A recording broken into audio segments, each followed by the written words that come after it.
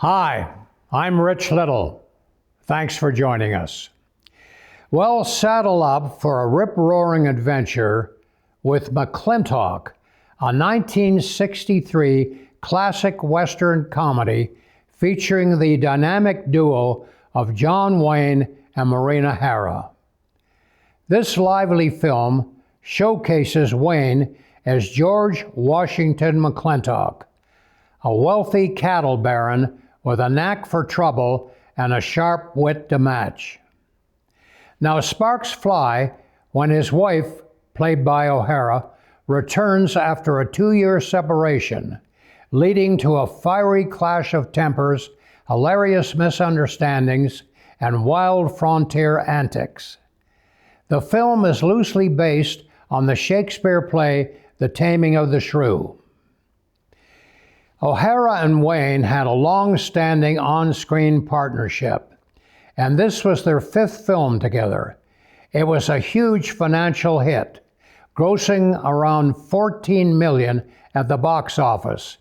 It was one of John Wayne's highest-grossing films of the 1960s. Well, this is John Wayne. One of the most memorable scenes in the film was the wild, chaotic mud fight, which featured real mud and involved most of the cast. Well, Maureen O'Hara was courageous. She didn't let anybody double for her. She got completely covered in mud. I didn't make another picture with her for 8 years. Took her that long to get the mud out of her hair. Well, get ready to journey into the timeless wonder of classic cinema.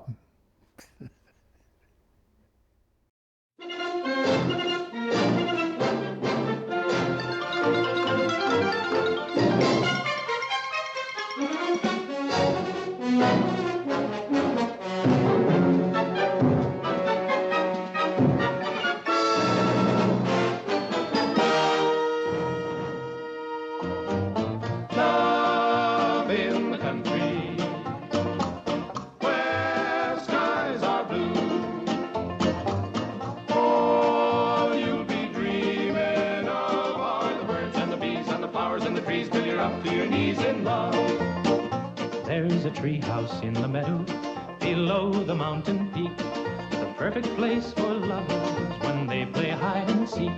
There's a covered bridge at Cripple Creek where the horses always stop. Between the tree house and the covered bridge, that's how Mom won Pop by making love in the country where skies are blue.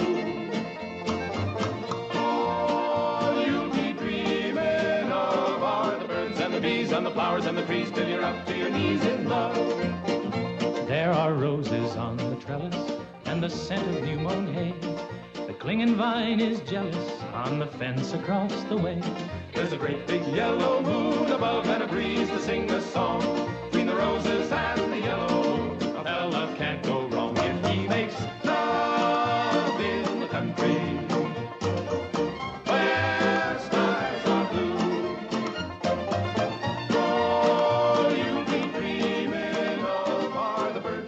And the flowers and the trees till you're up to your knees in love.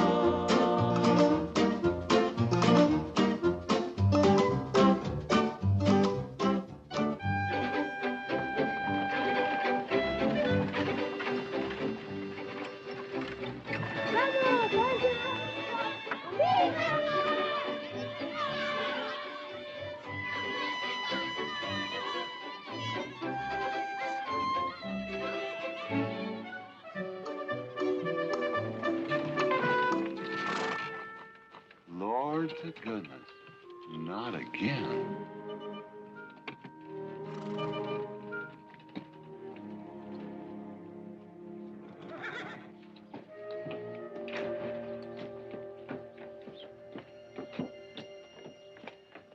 Howdy, Drago. Morning, Curly.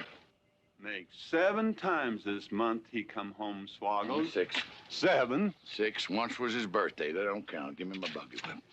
Didn't have anything for breakfast but 2 raw eggs and a mug of honey. No. Curly, Yes, boss. don't say it's a fine morning or I'll shoot you. Get out of here, Bunyan. Good morning. Morning. Carlos, what are you doing up there? I hope I get it this time, Mr. McLintock. My brothers, they got the big hats already.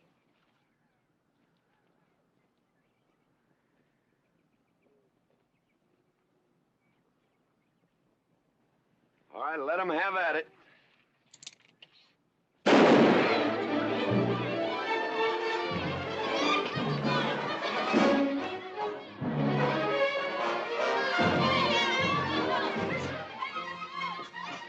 Get over it. Did you let me drive? You promised me you would sometime. No, yeah. Boss, you better watch that turn onto the road. You're gonna kill both of us one of these days. Thank you, Mr. Boss.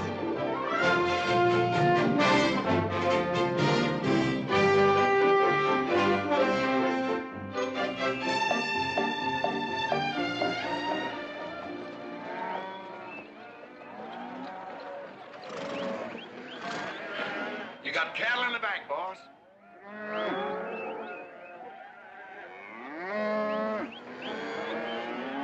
Yeah. Give it up. Yeah.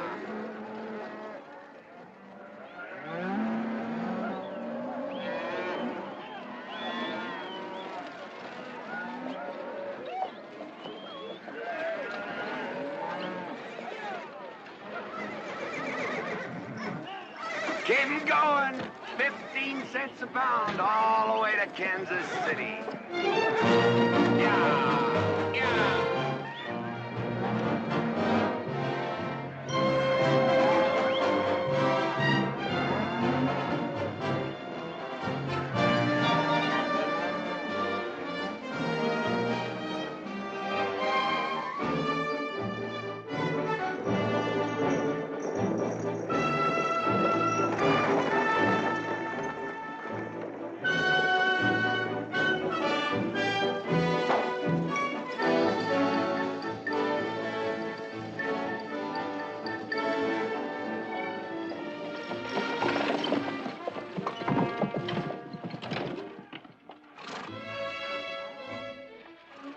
Now, boss, there's one old pensioner I wished you'd pass up.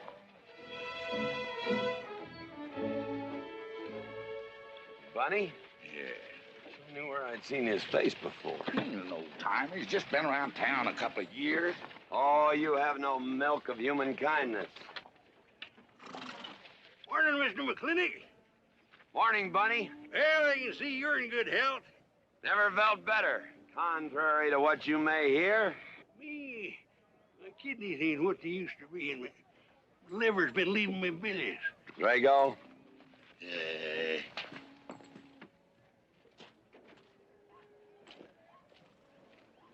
Hello, Ben. Hey, McLintock.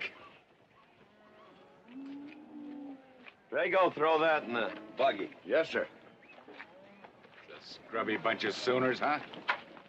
They are at that. That ought to make Douglas happy. Lining his pockets with land fees. What are we gonna do? I don't know what you're gonna do, Ben. Me, I do nothing. 200 families. Quarter of beef a week per family. If they last 2 years, that can be a sizable number. I got 20 head to 1 of any other brand on the Mesa Verde. I'm not hollering. Some of us haven't got all the money in the world. Some of us ain't old and tired and feel like being put upon. You interest me, young Ben. Go on. So the first time I find one of our hides wearing our brand hung on one of them settlers' fences, I aim to kill me a plowboy. You do what you want, McLintock. We'll do what we want. Fellas my age generally call me GW or McLintock. Youngsters call me Mr. McLintock. All right, Mr. McLintock. Not because I'm afraid of you. You're the big he-stud of this country. And I reckon a fella my age should call you mister. Full grown now, GW. He's a half owner of the spread. I made him a full partner the day the doc gave me the long face. Well, you want him to vote the first time this territory becomes a state, don't you? Of course I do.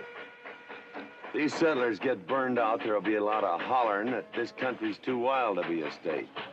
We'll go on being a territory some more, with a lot of political appointees running it according to what they learned in some college where they think that cows are something you milk, Indians are something in front of a cigar store. I'm looking to you to hold young Ben down. I'll do what I can. Come on over to the house once in a while. We'll rack up a few hands of stud. GW, that'll be just fine.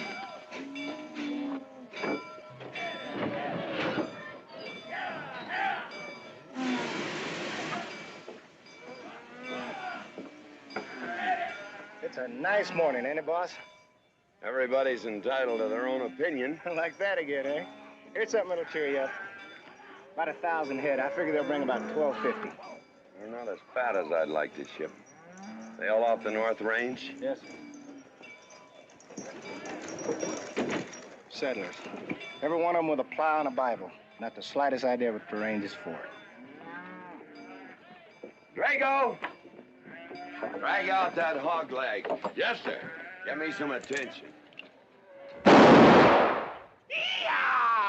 People, people, people, people.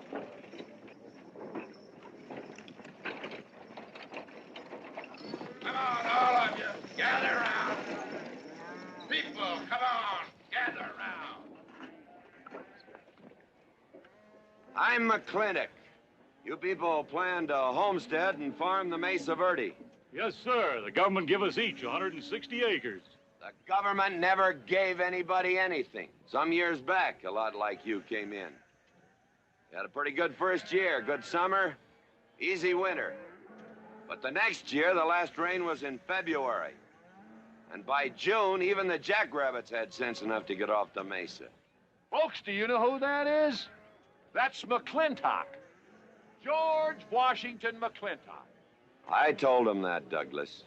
He controls the water rights on 200 square miles of range. You know that lumber you got? It came from his land. Cut by his loggers and milled in his mills. Douglas, I come close to killing you a couple of times when we were younger. Saddens me I didn't.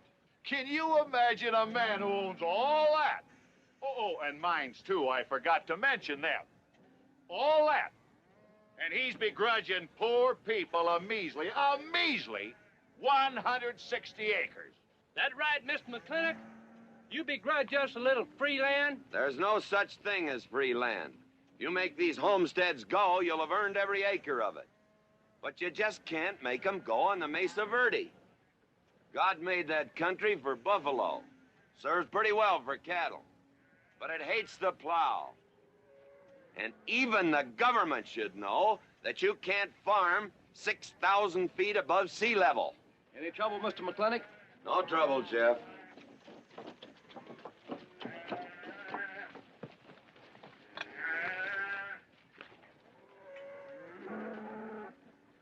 How about you, Douglas? Douglas? Just plain Douglas, eh? And you call him Mr. McLintock. Why? Well, Douglas, I guess it's because he earned it.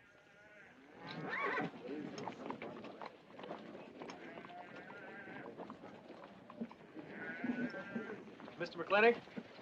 Yeah? I'm a good hand with cattle, Mr. McLintock. I'd like a job. Well, you look strong enough. You come in with those Sooners? Well, yes, sir, but we don't have a homestead. Can't use you.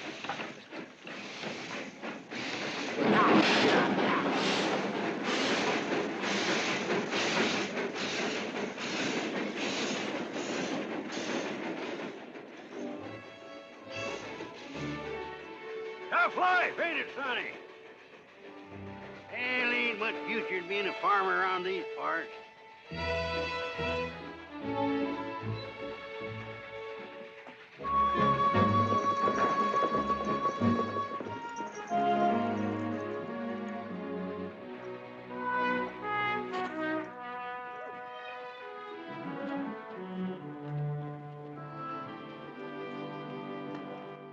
this is the finest Chantilly lace available anywhere. Chantilly, Mr. Birnbaum. Well, believe me, it's the best. Oh, excuse me, please. Look around. Take your time. Drago, I got 1,000 Havana cigars and 12 of those hats for you over there. Them fair big hats ain't gonna last long the way some folks have been dipping into that red eye these days. Uh-oh. Good morning, GW. Good morning. I stole some stick candy. Please, help yourself. Come on in. Davy, you can forget about saddling up the horse. Come in here. Problem? Yes. Well, if I were blacks, I'd move Queen's Bishop to King 4. Yeah, you might be right. You know, I was just starting to work this out when the letter came. Letter? What happened? Don't you want it? Morning, Mr. McLintock. Morning, Davy. You being here saved me a trip. Oh, that hat and suit of clothes you picked out for my birthday? Well, instead of this cowboy hat, I'd like to have this one. If it's, all right with you, sir. Oh, that's all right with me, Davy. Of course, that looks like the kind of a hat a fella'd wear down Main Street to start a fight. Oh, I don't need a city hat for that. All I have to do is walk down the street and some wiseacre will call me an Indian, and just like that, the fight's on. Davy, the letter, it's for you. And you are an Indian.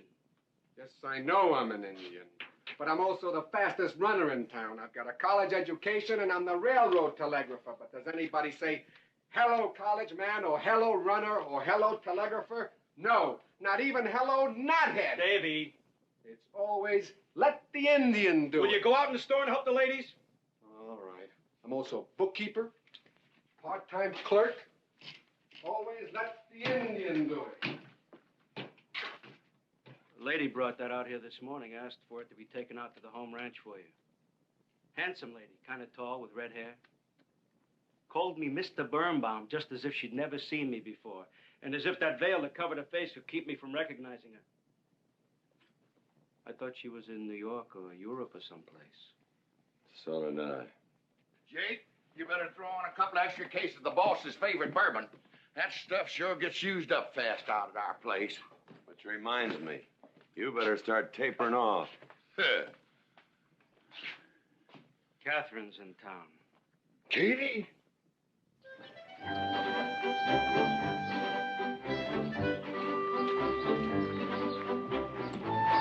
Ladies. Good morning.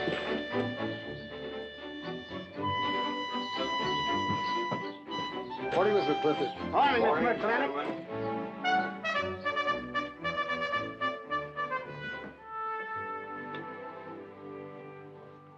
Good morning. Hello, morning, Matt. Darling. Fauntleroy. Morning, GW. What are you doing in here? Why aren't you out at the desk? Helping out the bartender. Yeah, I see a busy day. Give me the key to room 17. What? 17, and don't advertise it. Here they come, Mr. McLintock.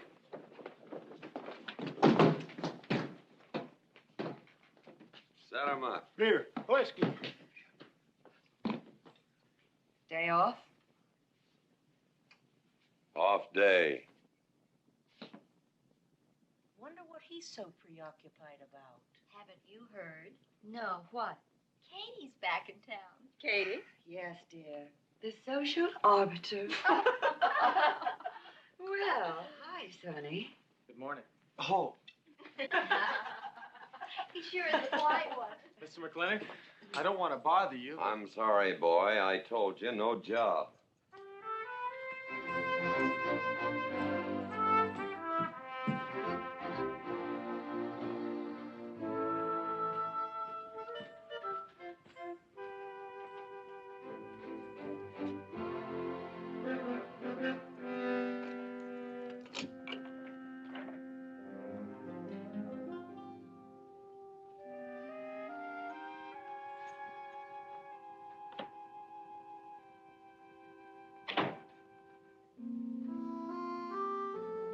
Catherine. George Washington McLintock.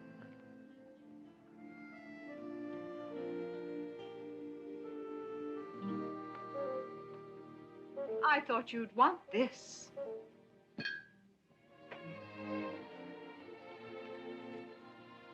first dig of the spur.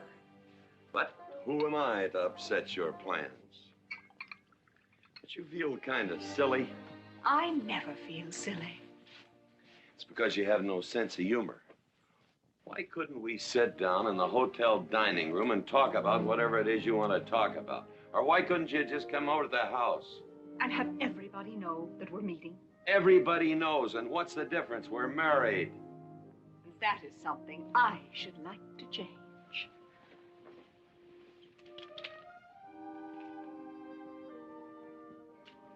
You know the answer, Katie.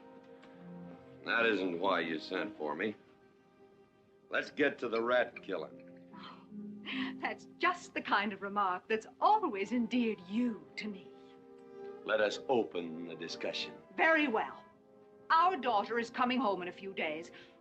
Rather, she's coming here. It was just a slip of the tongue that made me refer to this ugly hamlet as home. Our daughter. Is it so hard to say her name? It's Becky. Rebecca. I hate that name. Anyway, she's coming home. And I hope to persuade you to let her live with me. Part of the time in the capital, part of the time in New York, and, of course, Newport during the season. You're whistling in the wind, Katie. If she stays here, she'll become just as crude and as vulgar as all of this country. And if she goes your way, she'll be all show and no stay.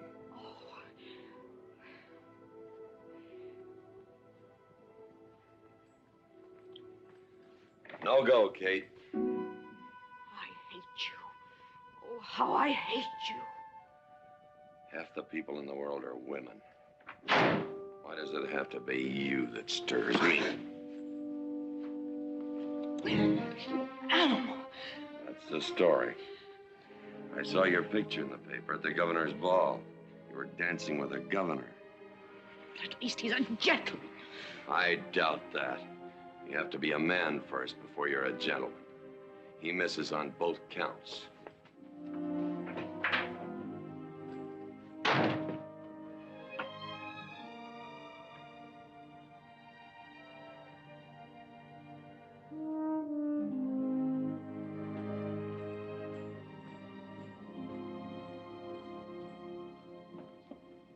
Hey, Sonny, you gonna ask him again? Nope. Hey, boy, you got a pocket of pride. You got a bag. You better listen to an expert, Sonny. I'm telling you, you got to grovel. Human nature gets him every time. Mister, leave me alone. Everybody does it one way or another.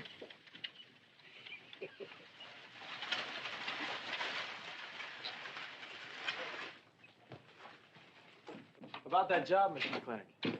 I already told you, son, I've got no need for farmers or use for them. Just 1 minute, Mr. McLintock. My father died last month. That's how come we lost our homestead. I've got a mother and a little sister to feed. I need that job badly. What's your name? Devlin Warren. Well, you got a job, son. See my home ranch foreman. He's over at the corral.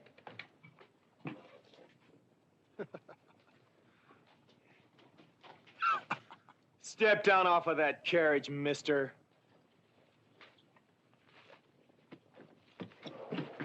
Hold that hog leg. I've been punched many a time in my life, but never for hiring anybody. I don't know what to say. Never begged before. Turn my stomach. I suppose I should have been grateful you gave me the job. Gave? Boy, you got it all wrong. I don't give jobs, I hire men. You intend to give this man a full day's work, don't you, boy? You mean you're still hiring me, Mr. McLintock? Well, yes, sir. I mean, I'll certainly deliver a fair day's work. For that, I'll pay you a fair day's wage. You won't give me anything, and I won't give you anything. We both hold up our heads. Where do you live? The settlers' encampment, down by the mine. That's your plug? Yes, sir. Well, hop on him, and we'll go get your gear.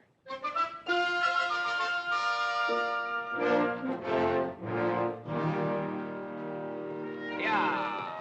Yeah!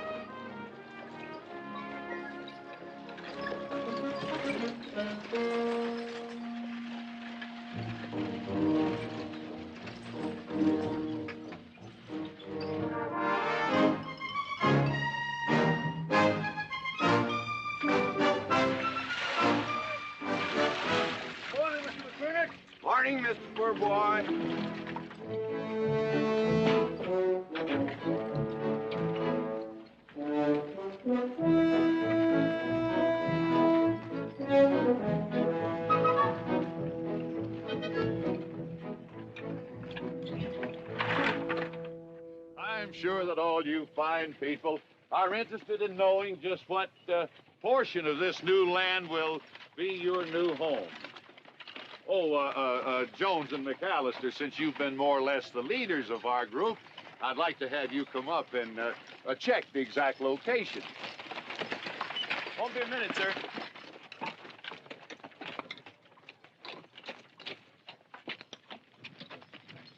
Go after that boy and give him $30.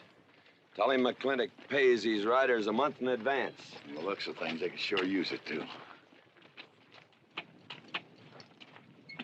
Oh, Mom?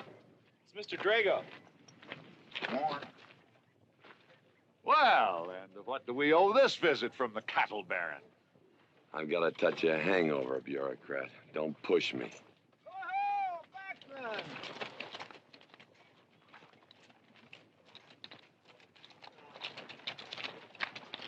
Say, those are Indians. Are there Indians in this homestead land? Friendly Indians, my boy. Oh-ho, Macklin. Oh, Running Buffalo. Oh, Macklin. Long time we don't get drunk together. And it's going to be a lot longer time, because it's against the law and you're with the sheriff. And if I got my hands full, they came into town to meet the train. The old Indian chiefs are coming home. I heard they'd been pardoned. They don't know when it's arriving, this week, next week, or next month. So in the meantime, I've got to do something with them. Could I cut out a couple of head of your steers to feed them? Otherwise, some of these settlers' milk cows are going to disappear. That's right, Macklin. Cut out whatever you need. Sheriff, are you going to camp these savages with all these settlers? You're asking for trouble. Mr. Douglas, I already have plenty of trouble. Please stay off my back. Running Buffalo, bring your people over to the clay slide. Go. Hello, Mr. Macklin. Tiny Mouse, it's nice to see you. You wouldn't believe it now, but 20 years ago, she was a mighty handsome maid. 20 years ago, you thought so too, Mr. Douglas.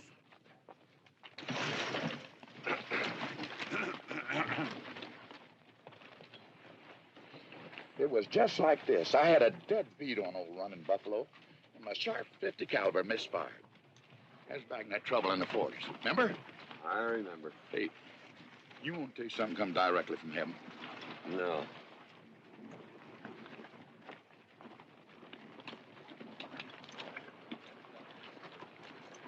Where'd you get this? That boy's mama baked them. You thinking the same thing I am? She's a widow woman, boss, and she's got a long, hard road home. Hire her.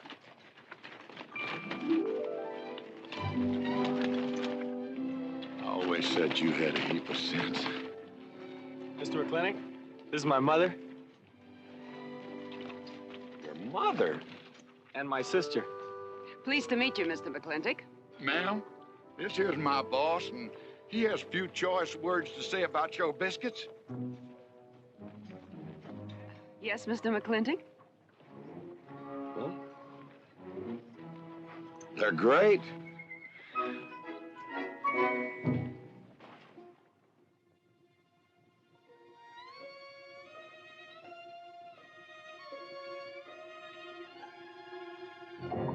Well, you old Cantonese reprobate, how about it? You fire me? I kill myself. I'm not talking about firing you, I'm retiring you. You've been rustling food for us for 30 years. We're gonna put you out to pasture. All you'll have to do is give advice. Be one of the family. I kill myself. I may save you the trouble. But, Ching, you kill yourself, I'll cut off your pigtail, and you ain't never gonna get to heaven. I'll be one of our family. I give you my solemn word. Pretty clumsy family. Drink too much, get in fights, yell all the time. Cut off his pigtail. All right, I'll be one of our family. Giúp lấy đó, giúp lấy đó. Phải là giúp lấy đó. Giúp lấy đó, hai.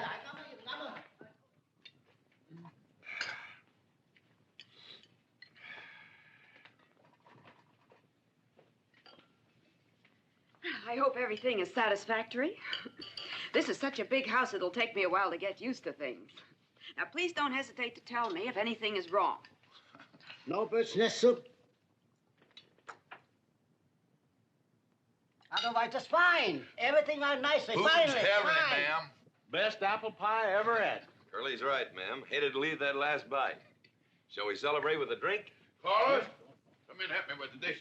Alice, you want to help too? Yes, Jacob. All right, pitch in. Now I'll wash and you kids can dry. Is that good here?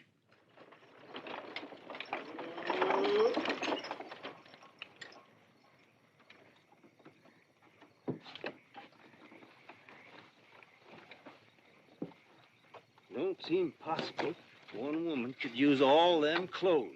You keep a civil tongue in your unprepossessing face. Yes, ma'am. And unload my baggage, please. Yes, ma'am. By the way, what does that word unprepossessing mean?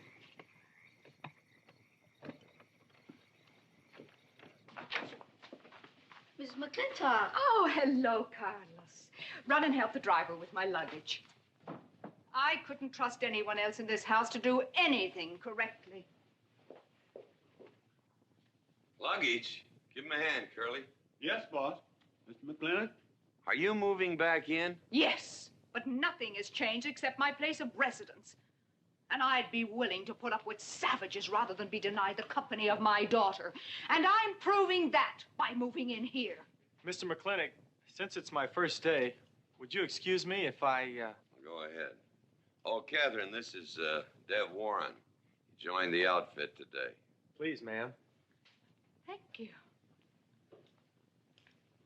Well, how refreshing. A polite young man here. Where did he come from? He's a farmer. A farmer? Well, I'll be doggone.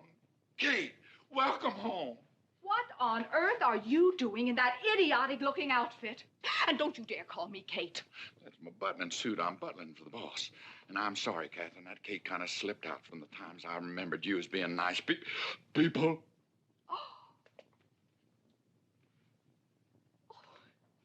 Are you going to stand there with that stupid look on your face while the hired help insults your wife?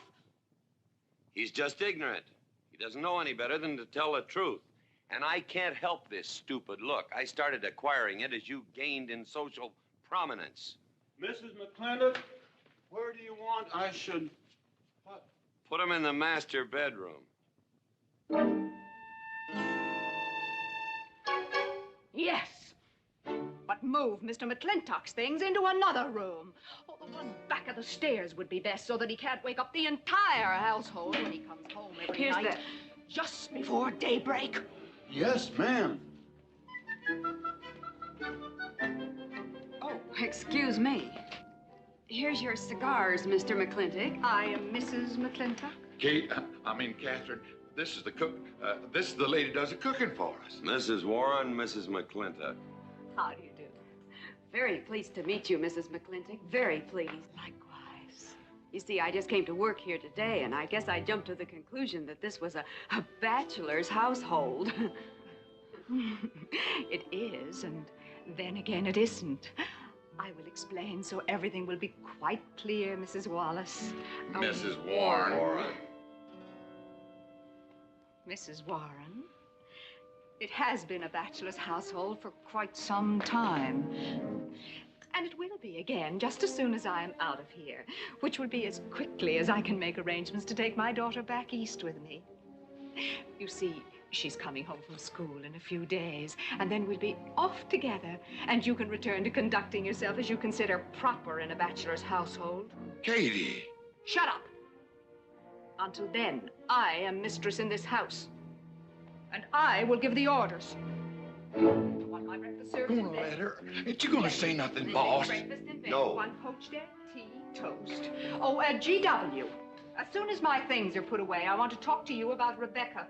Yes, Mrs. McLintock. Indeed, Mrs. McLintock. Of course, Mrs. McLintock. The toast, lightly browned and unbuttered. Of course, ma'am. Wait a minute now, boss. Where do you think you're going? I just remembered I got a date. But she said she wanted to have a talk with you. I heard.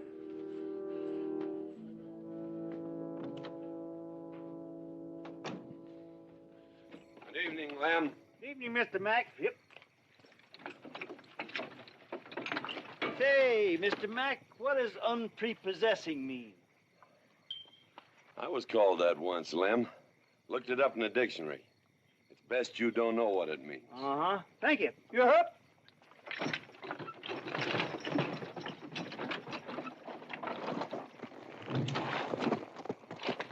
Hey! What am I going to tell her when she asks where you went? When in doubt, tell the truth. She wouldn't expect that from you anyway. Where's Mr. McLintock gone? There he goes, burning his last bridge. You see a yellow streak about a foot wide running up down his backbone. Well, Mr. McLintock? He ain't afraid of nothing. I once thought that.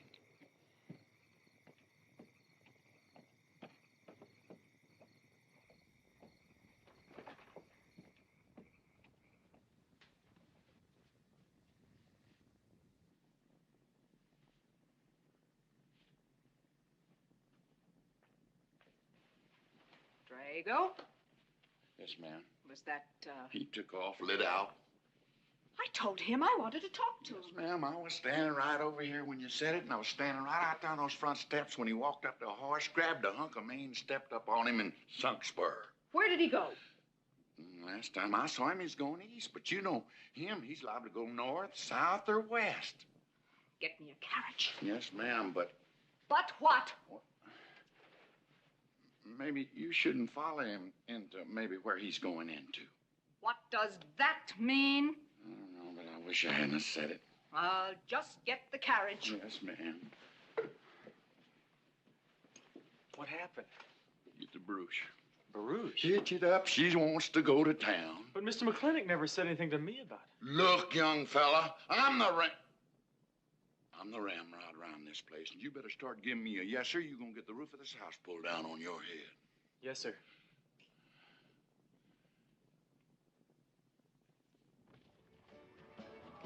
Hello, Davy. Hi, Mr. McLintock. New broom, eh? Big clean. Hello, Bunny. How is everything? Oh, fine, fine, Mr. McLintock. I'll get you next time.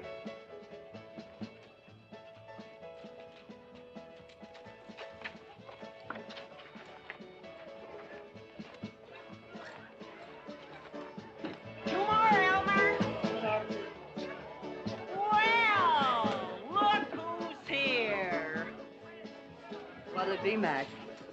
Same as usual? Ladies. Evening, GW. Jake? Wrong move. What? Chess problem. Queen's in danger.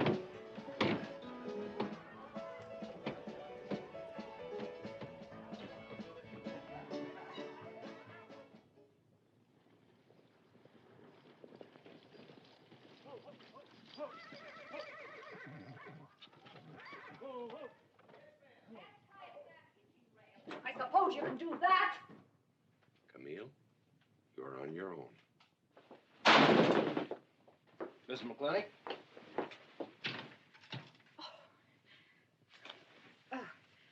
I'm Camille. Camille Reedbottom. I'm learning the game of chess. Thought it would give me something to pass the time. See, I have nothing to do all day long, and I just remembered something.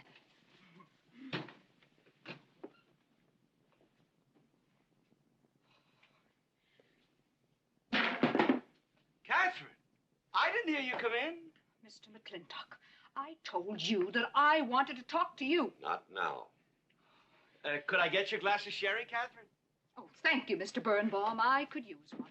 I came into town behind a runaway team. Drago never could handle horses. It was that young man whose mother pretends to be your cook. Catherine, your wine. Oh, thank you, Mr. Birnbaum.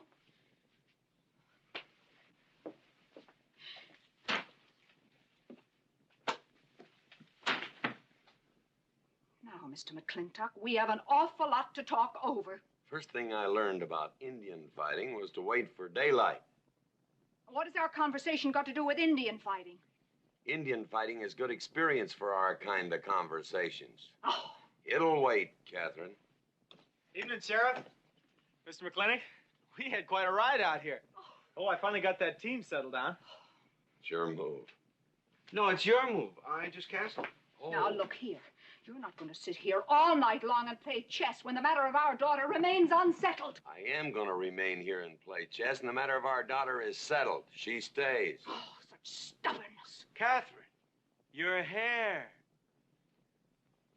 Oh, it is a mess after that awful ride. No. It's just that I haven't seen you for a long time. And it seems to me the last time I saw you, your hair was a little darker, no?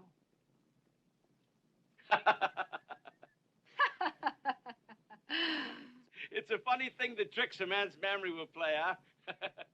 Mr. Birnbaum, I think that you've completely lost your mind. You have done something to your hair. I have not. If I had, it'd be none of your business. I'm certainly not going to put myself in the place of those blondine trollops that you seem to prefer. Take it. Oh. Fill it. Oh.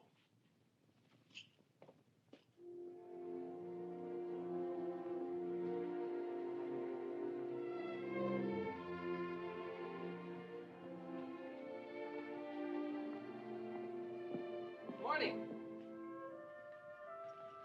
You fellas still at it all night? McLintock never quits. But a Birnbaum has to. Besides, the game is over. You got me. Oh, no, Mr. Birnbaum. You still got a good game. Oh, you play chess. Please, take over.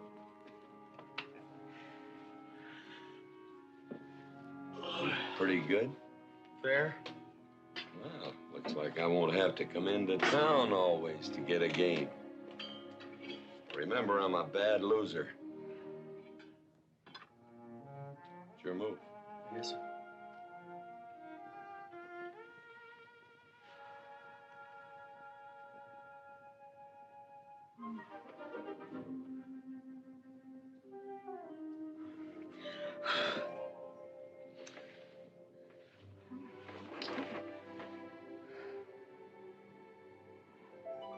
Good morning. Good morning. Oh, it's morning already. Mm-hmm. Cup of coffee? Oh, yes, thanks, Jake. You're welcome, Catherine. Got any cream? Canned cow's milk. That'll do. Good old condensed milk. That reminds me. I was cleaning out my desk the other day. I found something I wanted to return to you.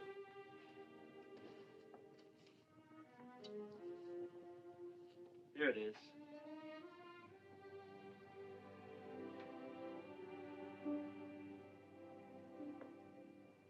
It's a medal, remember? From the President of the United States of America to First Sergeant Michael Patrick Gilhooly for bravery above and beyond the call of duty. It's your papa. Reminds me of the first time I ever saw you. It was over 17 years ago. You walked into my store, not much bigger than the bundle you were carrying. And in the bundle was the most beautiful baby I ever saw. And was she hungry? You walked all the way from Superstition Creek just to trade me that medal for a case of canned milk. GW was off somewhere as usual, fighting Indians. Sheriff! Sheriff Lord! Well, have you seen the sheriff? Kind of early for him. To try his house? Why didn't I think of that? Looks like Birnbaum's is open. Maybe somebody in here knows. So there you are, Sheriff. I told you you were headed for trouble. Trouble? I want to know by whose authority you let those Indians stay in town. Those savages are wards of the government, and I am the representative of I that told Sheriff Lord that he could put him up down by the clay side. Because the town's named after him, he thinks he owns it. Well, you check the books in the recorder's office, and you'll find I do own a fair piece of it. Agard, if you knew anything about Indians, you'd know that they're doing their level best to put up with our so-called benevolent patronage, in spite of the nincompoops that have been put in charge of it. Those Indians need my permission to leave the reservation. Those chiefs have been giving orders all their lives. It's pretty hard for them to understand that they have to hold up their hand like a schoolboy in a classroom. The law is very clear. I told you you'd get no satisfaction from these people. Well, we'll get the girl back. Girl? The girl the Indians kidnapped. But don't worry. I armed the settlers and set them to rounding up those red devils. What is this about a girl? Millie Jones, one of the settlers' daughters. The Indians kidnapped her. That's ridiculous. And you turned loose a lot of farmers with shotguns? I certainly did. You're insane. Let's go, Sheriff. Mr. Douglas, Oh, Miss McLintock. much as I hate to agree with GW about anything, you haven't changed a bit. You're still an hysterical fool.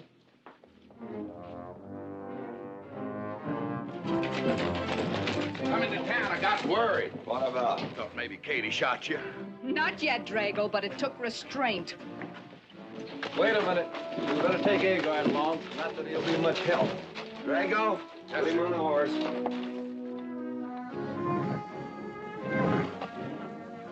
Just a minute. Well, I'll drive. Yes, sir. Agard, what are you doing? Agard, this is serious. Stay with him, Agard. Stay with him. Agar, will you stop showing off and getting this buggy? Mercy. Mercy. That horse is a little green.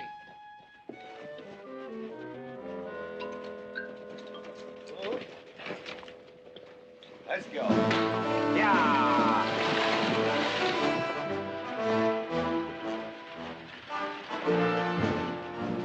Just where do you think you're going? Don't use that range boss tone of voice with me.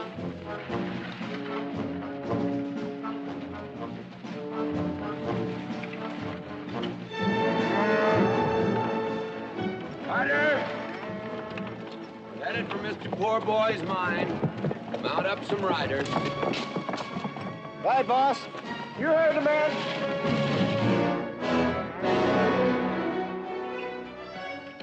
I don't like it, Mr. McLintock. I don't like it one bit. What don't you like? They're planning to hang an Indian.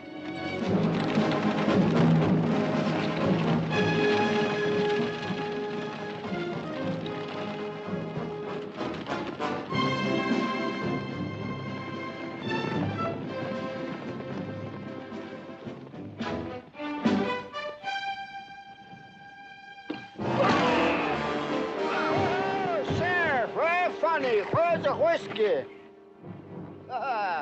Hold that!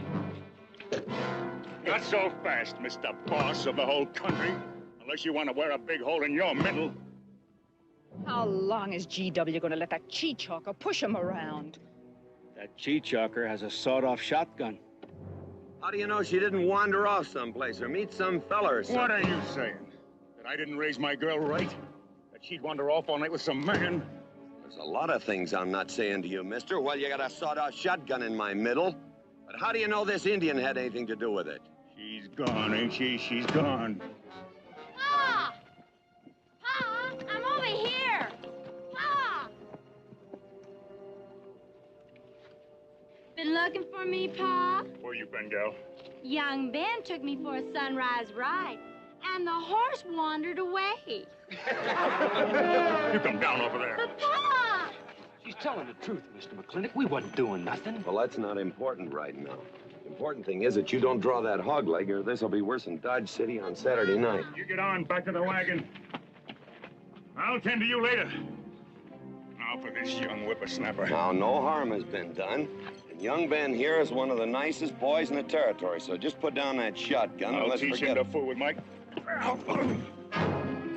Now, we'll all calm down. Boss, he's just a little excited. I know. I'm going to use good judgment. I haven't lost my temper in 40 years.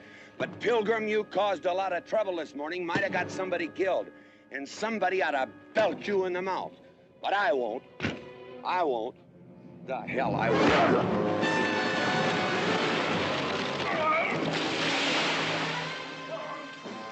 McLintock Rider!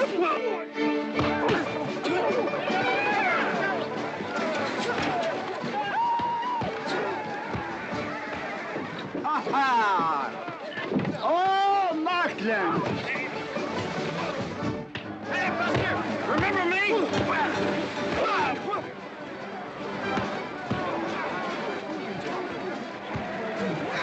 Hello, sir. Nice party.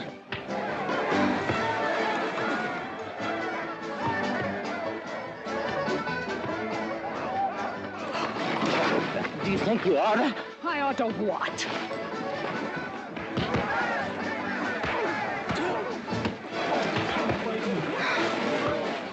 Why, you think?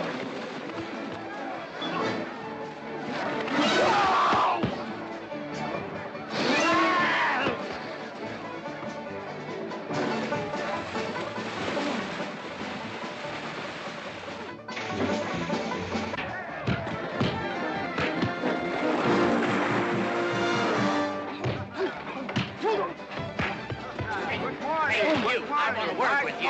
Hey, just a minute. What are you doing? My glasses. Hey, now stop this or you'll be sorry.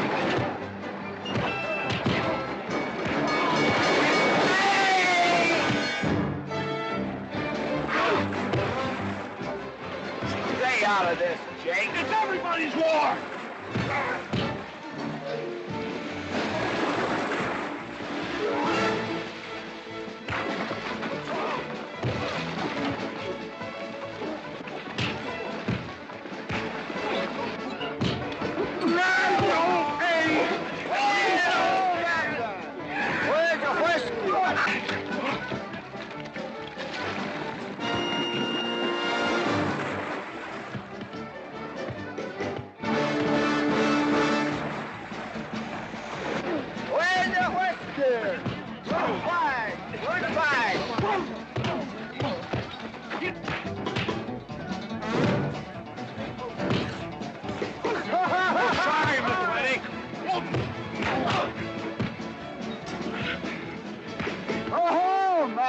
Thanks. Aha, it's very funny. Yeah, very funny.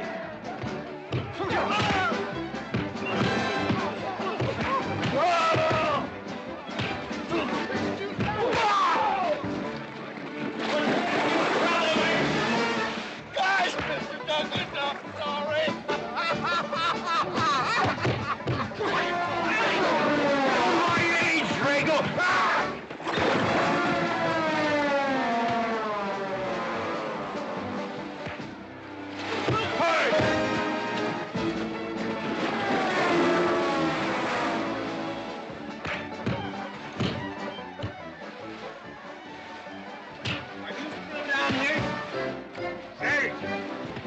Horse wanted away, huh? Honest, Mr. Jones, honest. Oh, get out of my way. Nice left. Thanks. I went to college. For this, you don't need college. You're not getting me down there.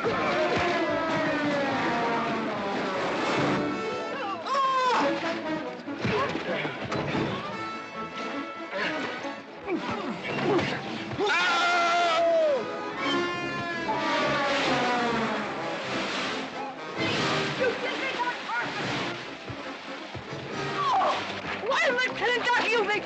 Good morning to you, Mrs. McLintock. Buddy, you big... Yowie!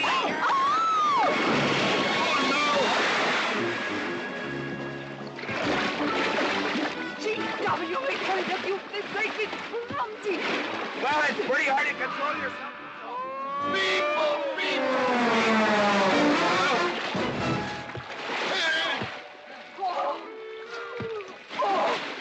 Oh, Maitland! Oh, Maitland! What party? No whiskey. We go home.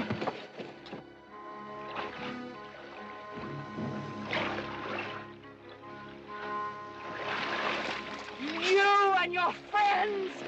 Well, we at least saved your hat. Oh.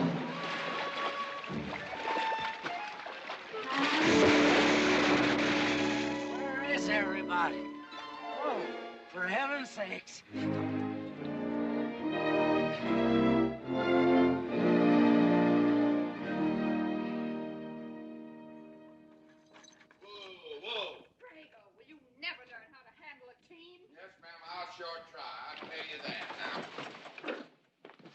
try me family. You want to lose your pigtail? I lose face.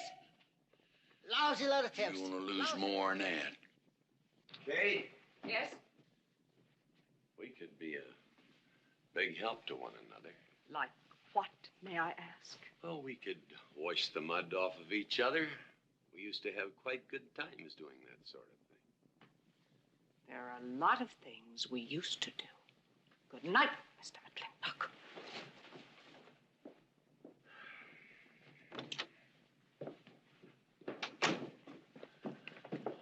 Any luck? What are you talking about? I mean, divorce. She still want it? Yeah. You know something? Women are funny. She fought like a wildcat on your side out there this afternoon. Come home, she slams the door in your face. That divorce business, is that what you get when you pay a woman not to live with you? That's about it. Some women I've known it'd be worth it. You know, if we had any moral character, we wouldn't be standing here covered with mud drinking when we should be washing. GW. Drago.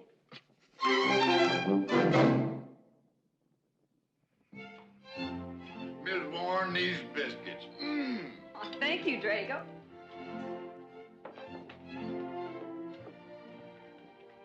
Good morning, Mrs. Warren. Good morning, Mr. McLintock. Breakfast for the boss? If that's the way you want it, Mr. McLintock.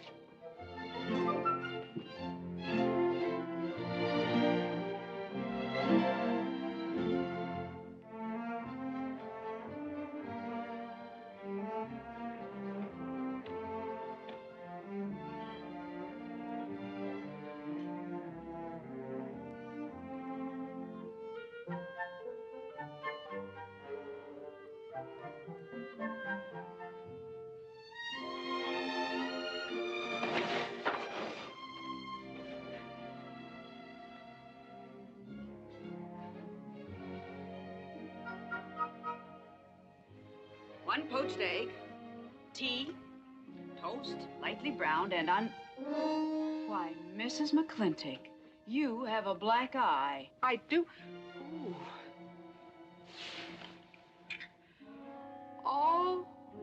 Oh, and Becky's coming home today. And that's not all. There's a little something we'd better get settled. There are no men listening now, so we can be ourselves. Oh, sure, I let you get away with all that guff the other night. But now that we're alone... When I want the opinion of the hired help, I'll ask for it. You know, you could wind up with 2 black eyes. What? Oh, I realize you had to put on that big act. We always have to just before we get ready to forgive them. Generally for something they haven't done. But you and I both know that's just to keep them from getting the idea they run things. McLintock give you that black eye? No. Nobody gave it to me. I won it.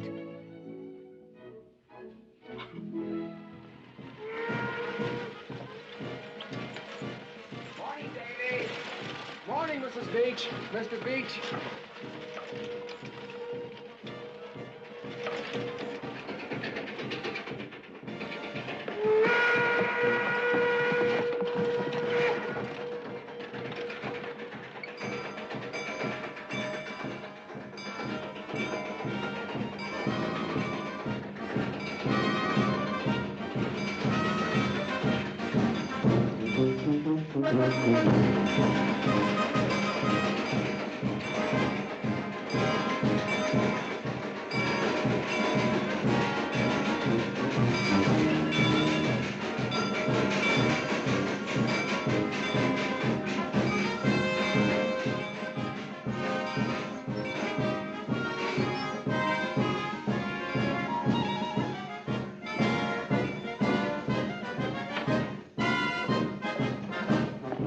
Why, Miss Becky, welcome home.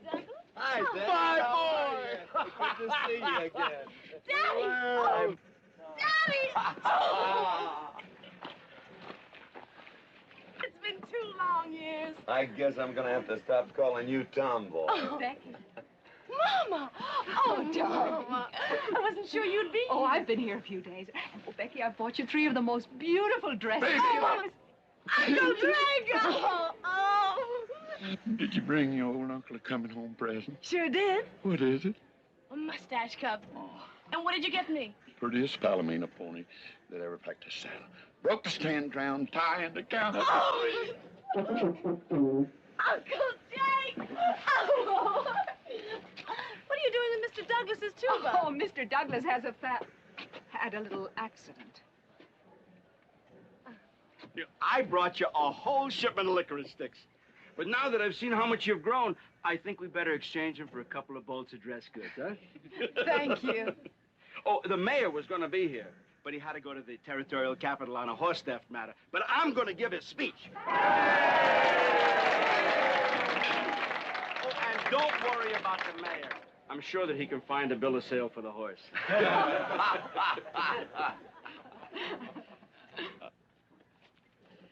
Ladies and gentlemen, we are here to welcome the fairest... What am I doing? We are here to welcome back the prettiest girl that was ever born in McLintock, or in any part of the territory. Now that...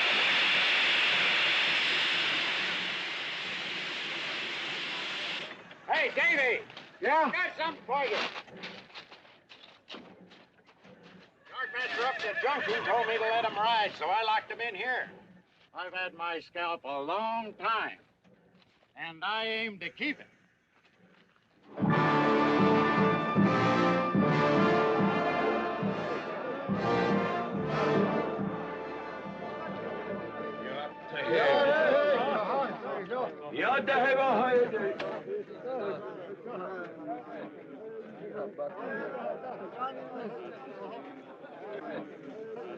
And now she's come back to us.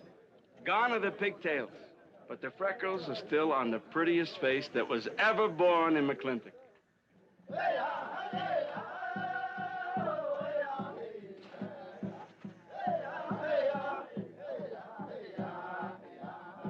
Hey, that's Puma. And it's true. The government did turn them loose. Good old Puma. I'll never forget when he brought G.W. home. Your father had a hole in his chest and 104 fever. Of course, they weren't very mannerly about it. He came past the house at a high lope and threw him on the doorstep. And you do remember them good old days, don't you, Katie? Catherine.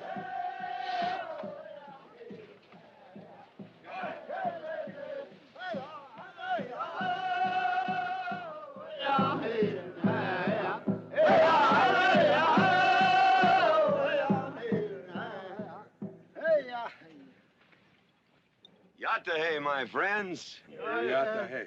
Puma, honored enemy. Does Big McLintock forget, also blood brother? No, I'll never forget that. All wound. Does it hurt still? I feel it when it comes on to rain. An inch higher and I wouldn't have had to worry. Our Big McLintock, that was remembered fight. We return with news, our people have more trouble. You see, I learned good English now, Big McLintock. Learned in white man's jail. But we would have you talk our course at government hearing. I understand that Governor Humphreys is going to preside at that meeting. Yes, Puma, I'll translate your wishes. Mr. McLintock, could I impose upon you to use your Comanche to tell these chiefs... Puma is chief of the Comanches, and he speaks English very well. Oh, well, your people will have to follow my instructions to the letter. It is the law of the land... Well, now, just a minute. Well, for heaven's sakes.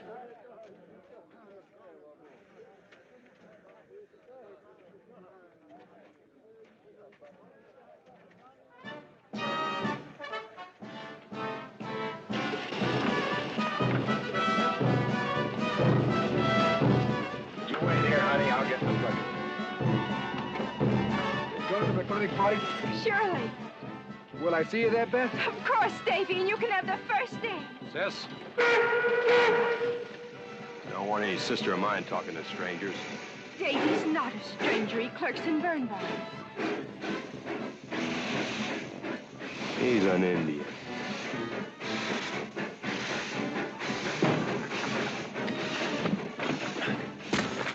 Darn you, Drago! Now look what you've done. Baby, this is Devlin Warren. He works for you, Papa. Dev, this is Miss Becky McLintock. Those are my things. Yes, ma'am. Oh, I don't own you anywhere, Miss Becky. What do you mean? Oh, I mean, you look so much like your mother. Or even prettier. Oh, Mr. Warren. Mother's much prettier than I am. Many a fight started with words like that. Come on, get in the boat. Hello, Ching. We got jelly pie for dinner. Oh. I'm not cooking. No, he's not. Junior! Yes, Miss Becky. You remember Junior Douglas, Mama? Oh, of course. How's college? Valedictorian, 95. Oh, congratulations.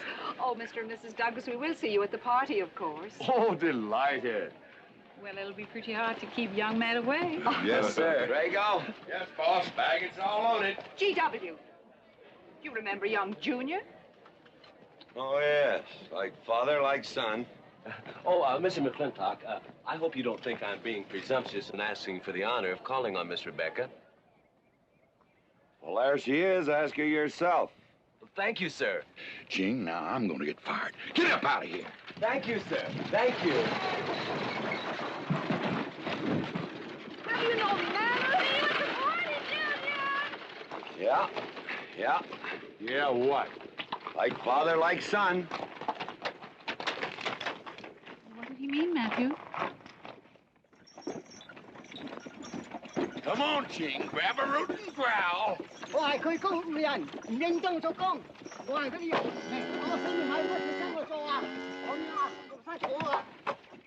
you're doing a good job, Miss McLintock. Thank you, Miss Flora.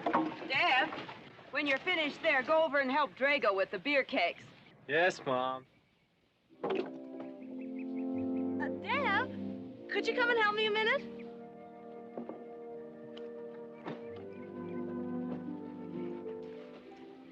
I certainly was surprised to hear you went to college. Why?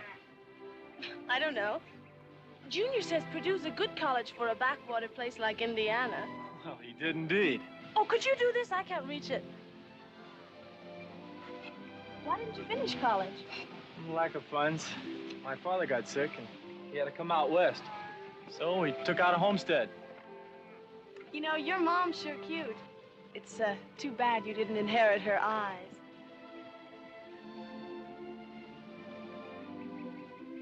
Well, you'd been lucky if you'd inherited a few things from your father.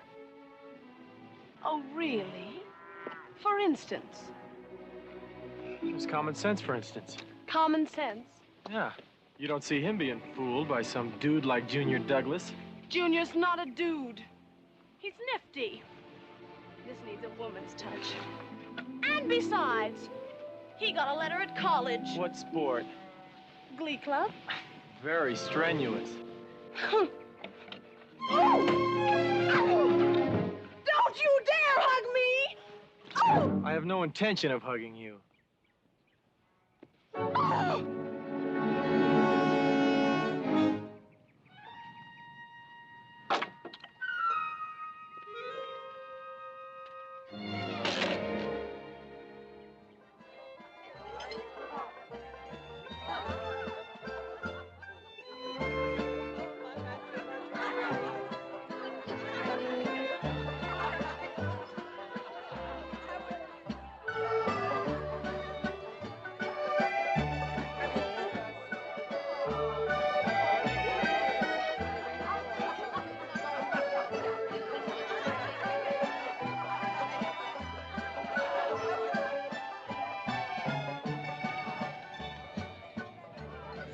Ladies all look lovely, Catherine.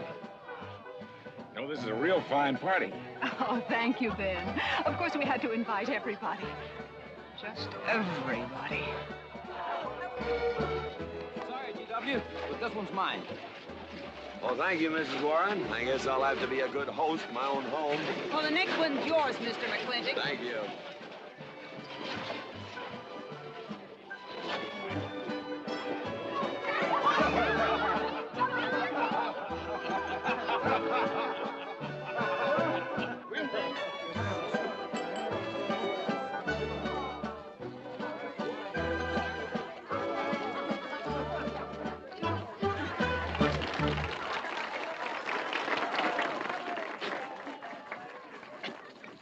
Draco, go and do what I told you to do. Oh, Katie. Catherine, and do as you're told. Oh, Drago, do this. Drago, do that. Yeah! People, people, people. This Douglas feller. Draco! Yes, ma'am. Matt Douglas, Jr. is going to bring you folks some of the latest Terpsichorean dance steps, brand new, brought by him directly from New York City. All right, Mr. Fiddler.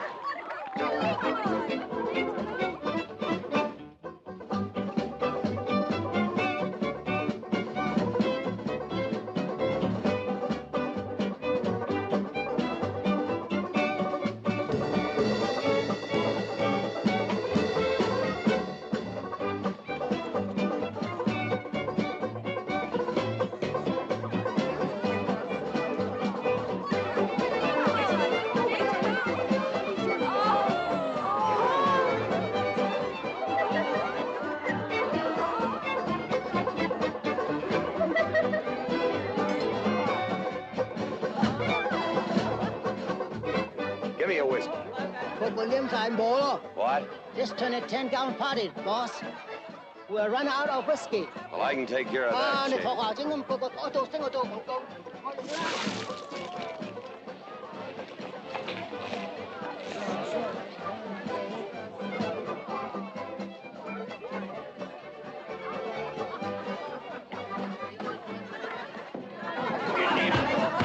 Indian.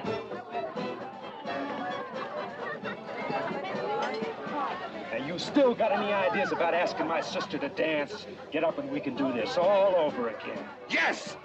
That's enough. You fought it. It's all over. Quit butting in, Birnbaum. He's a hired man, not your son. Look, you fought him fair and square. I don't think it was so fair and square. Well, you want to take up where he left off? If I did, you wouldn't find it so easy.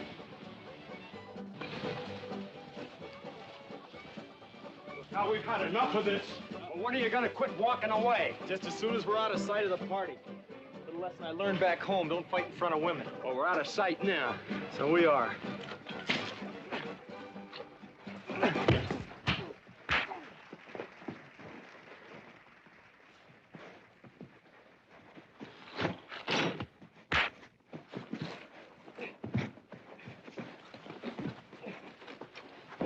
Such vulgarity.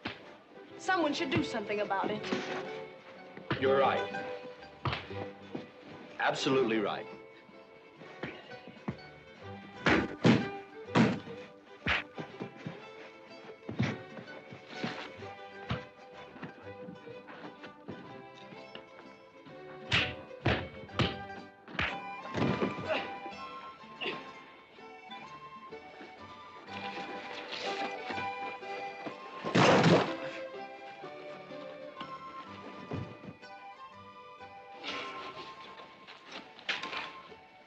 Young man?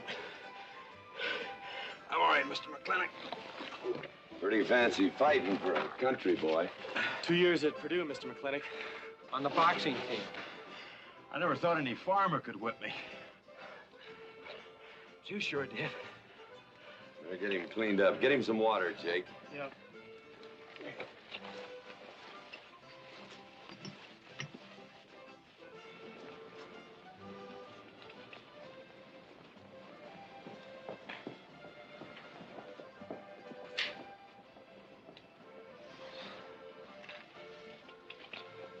Get yourself cleaned up.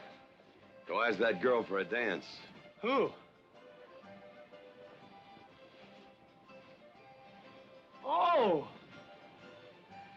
Did I miss one? Oh. Where is he? I'll find him, that young whippersnapper. Trouble. Where is that farmer boy? Where is he? Where is he, G.W.? Oh, so you're the young farmer boy that whipped my nephew. Well, I'm Fauntleroy Sage, young Ben's uncle. Well, I'm no farmer, but if you're young Ben's uncle, yes, I whipped him. And you're intruding. What's intruding mean? Butting in. Oh, so he's insulting me. Well, then I got another reason for walloping him. Besides, on account of him thrashing my nephew, young Ben. Fauntleroy, you can't get mixed up in these youngsters' quarrel. Family honor.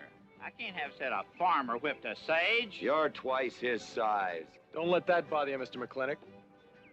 Mr. Fauntleroy insists. I'll just have to teach him the same lesson.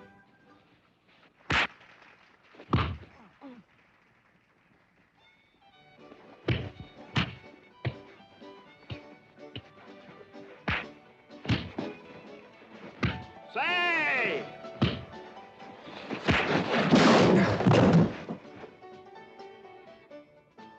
Sorry, young feller. Hate to have to do that, young fella. No hard feelings. Not yet. Not yet what? I mean, that isn't all. Now, wait a minute. Fauntleroy, we're gonna make this a fair fight. Of course we are. Of course we are, G.W. There'll be none of this. I wouldn't do that, G.W. You wouldn't do... No, I wouldn't do that. And Dev, I don't want you kicking Fauntleroy in the knee. He didn't do no such thing. And none of this nose twisting. He's all yours.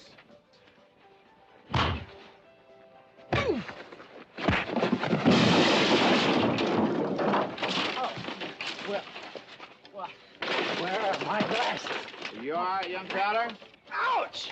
I'm all right. This Indian agent will stop stepping all over me. I beg your pardon. G.W. You're just funning me. But I want you to know that boy fought me a fair fight. Well, I'm glad to hear that, Fauntleroy. Here's my uncle. Fauntleroy, what have you been doing? I hope my uncle didn't bother anybody. No bother. I think we'd better join the ladies before they get curious. Drago.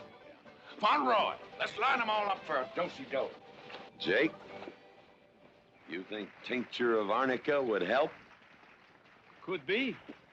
Used to help you. Gentlemen, to the medicine cabinet.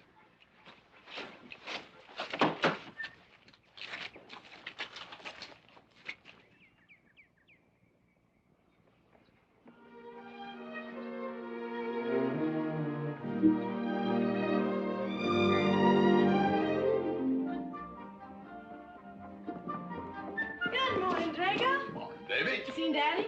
Took over early this morning with a scattergun over his arm. Went hunting.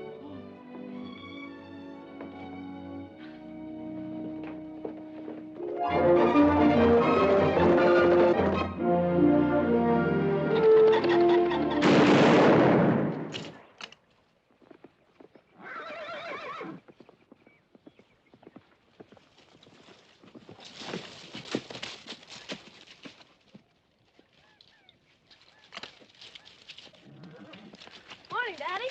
Good afternoon. I'll get you out so early. There's something I have to get straight in my mind. Yeah? What? Mama.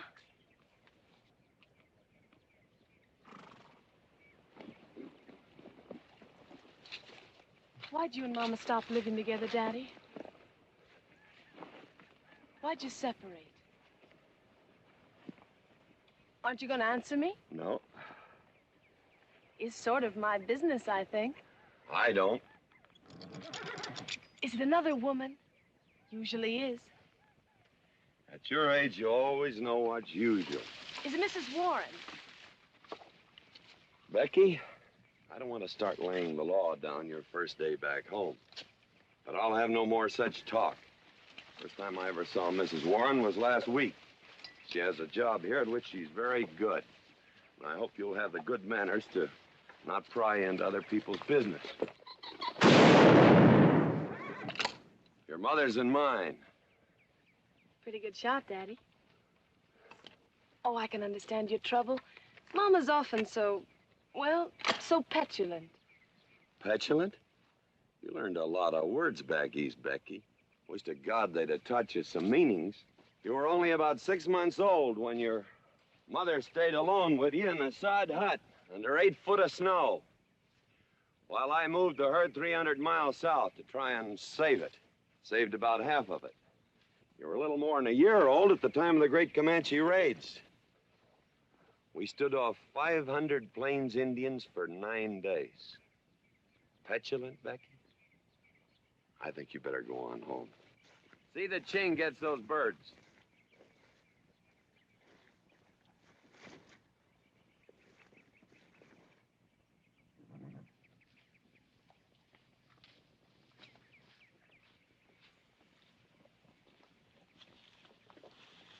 Becky. Come here.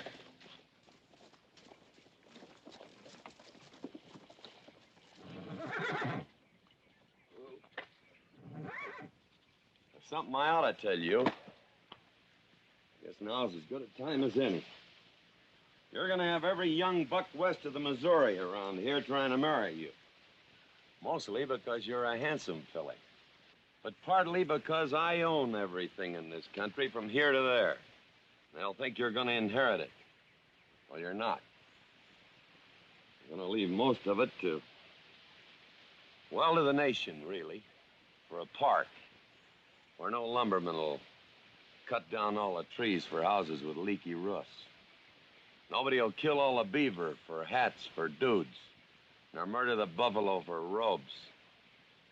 What I'm gonna give you is a 500-cow spread on the upper Green River. Now, that may not seem like much. It's more than we had, your mother and I. Some folks are gonna say I'm doing all this so I can sit up in the hereafter and look down on a park named after me. Or that I was disappointed in you. Didn't want you to get all that money.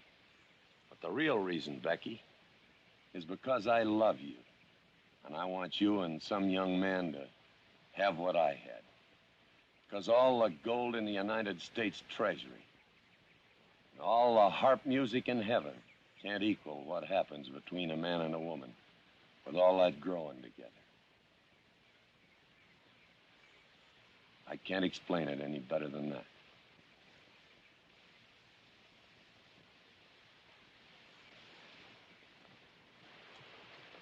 All right, Daddy. Becky.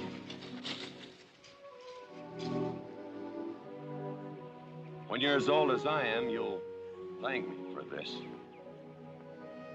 Daddy, I'm full grown. I wasn't worrying about me. I was thinking about you and Mama.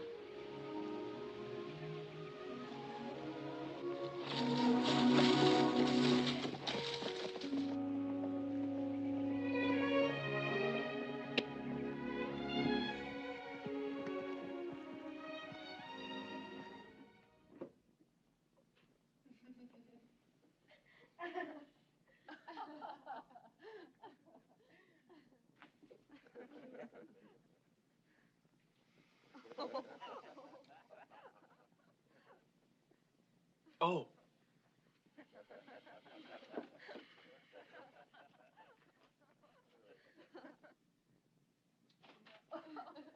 Well, sir, all three of them fell right out of the carriage. Well, it's getting rather late, Becky. It's bedtime. Oh, Mother. He brought this. He must have intended to use it. Oh, well. Sing us a song. Well, if you really want me to. Gosh, I haven't played in You quite know just right for me. Sure. It's the rage now. Oh. Oh. Dev, what are you doing? Oh. I just thought I'd get another cigar. Well, you've got one in your mouth and two burning in the tray. That move. Fellas want me to play all the time. You're cuter than a baby steer, and softer than a mouse's ear. I want the whole wide world to hear. You're just right for me. You're sweeter than... Oh, no, not that rhythm, Junior. Do it the way they do at the plaza. I know the words. Sure, Becky. Will you sing with me? Of course. All right.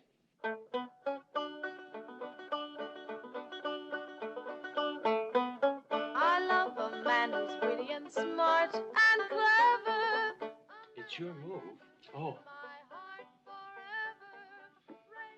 Oh, Dev, you're playing like an amateur.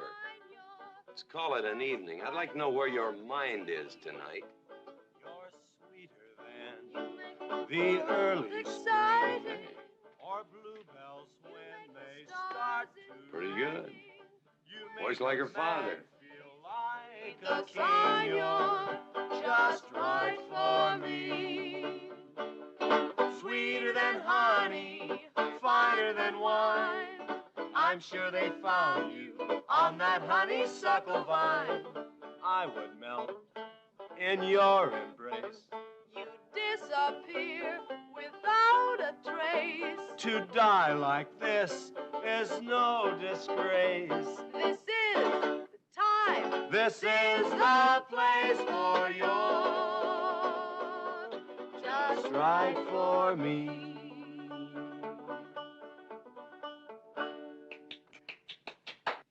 Well, that's so good, I kind of hate to break this up. But if we're going to have that Indian hearing tomorrow morning... Sir, about our conversation earlier this evening, I believe I'd better apologize. Yeah? Yes, sir, I've been thinking it over, and when I called you reactionary, well, that's merely my generation's term for your generation. Nothing personal, sir. Oh, really? Well, good night, sir. Good night, Miss McLintock. Good night, and do come again. Good night, Drago. Night. Boss, what does reactionary mean? Me, I guess. He says that anyone that wanted to sell at a profit was a reactionary. Was we reactionaries back in them days when you was selling beef cattle for 6 cents a pound on the hoof? Well, no use arguing with him. College boy.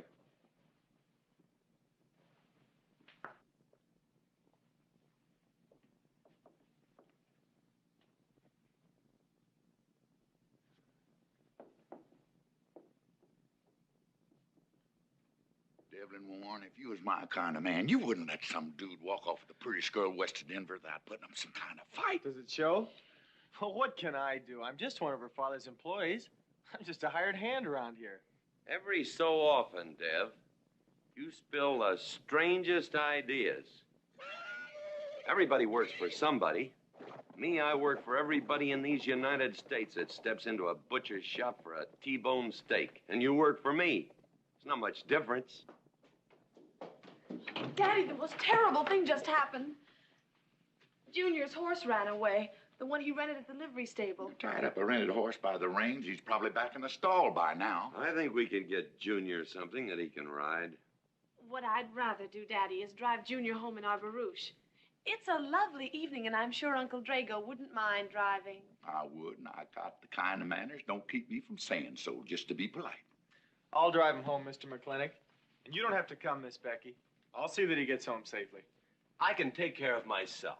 You got yourself a foot, didn't you? Dev, get the carriage. Drago? I'm going with them. Now you got me wrangling dudes.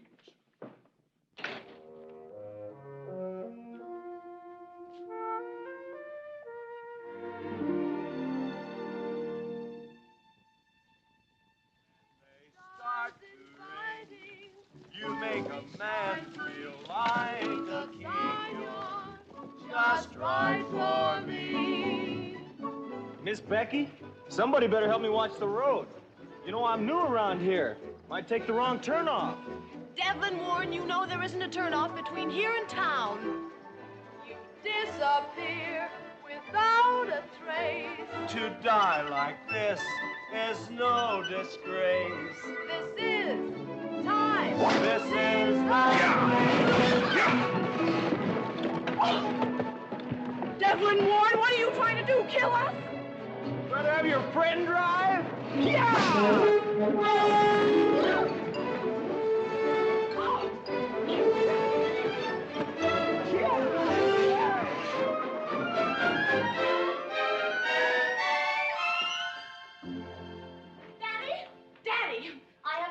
Humiliated my entire life.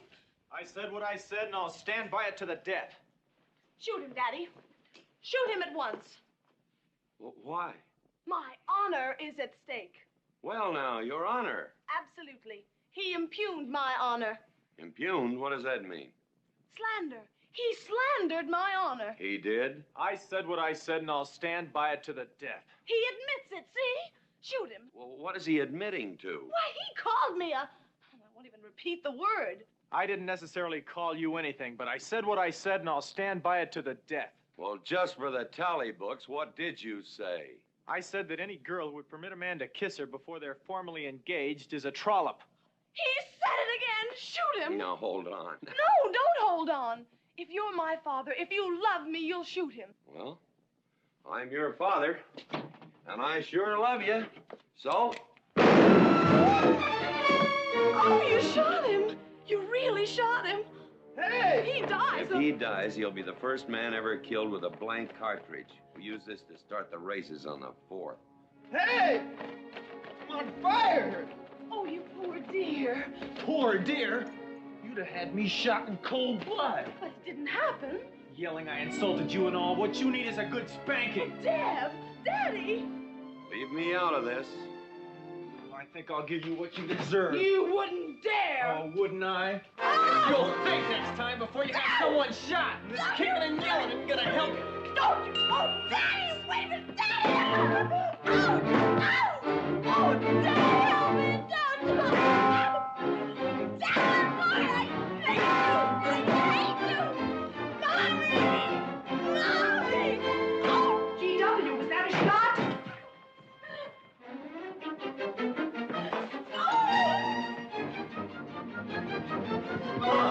Becky, what happened? He spanked me! You spanked my daughter? Dev. You mean you stood there while that brute beat our daughter? G.W., what's happened to you in the last 2 years? Part of valor, son. Oh, isn't it enough that you've always treated me like a squaw without subjecting dear, sweet Becky to this crude, vulgar way of Catherine, life? you women are always raising hell about one thing when it's something else you're really sore about. Oh. Don't you think it's about time you told me what put the burr under your saddle about me? I don't intend to stand here and hold a midnight conversation with an intoxicated man.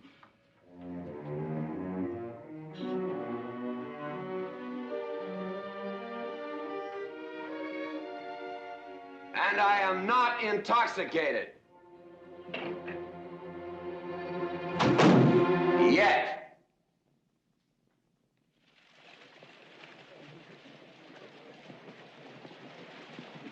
Hello, Governor! Hello, Governor!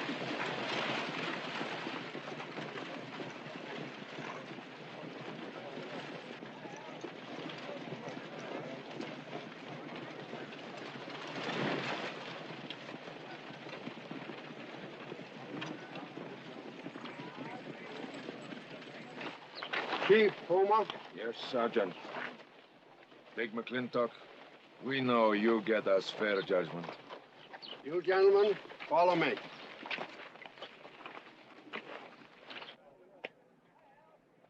Well, Jake? G.W.?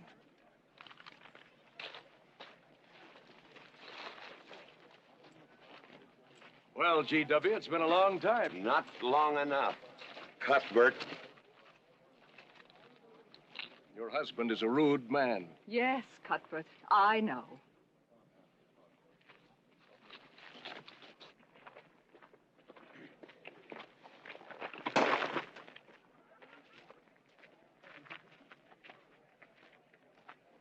Where you want the Indians, Mr. McLintock? Mr. McLintock is not running this hearing. Sergeant, seat those Indians. Yes. Gentlemen, be seated. You know, the whole tribe here want to come into town. Proceed, Lieutenant. This hearing is now in session. Governor Cuthbert Humphreys presiding. Good luck, Daddy. Afraid it's a packed court. Government Edict number 826 has ordered that the Comanche Nation be transferred from their present reservation to Fort Sill. It is the government's claim, as filed by Indian Agent Agard, that these chiefs, after being released from prison by a kindly government, did then rouse and incite defiance among the tribe against said order. It seems, gentlemen, that although some of these chiefs speak English, Chief Puma is quite at home in our language, they have chosen Mr. McLintock to be their spokesman. I speak for the Comanche. Or rather, I offer this translation. Proceed, Mr. McLintock.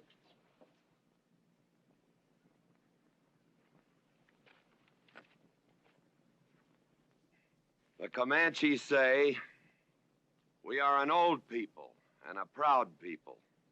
When the white man first came among us, we were as many as the grass is of the prairie. Now we are few, but we are still proud. For if a man loses pride in manhood, he is nothing.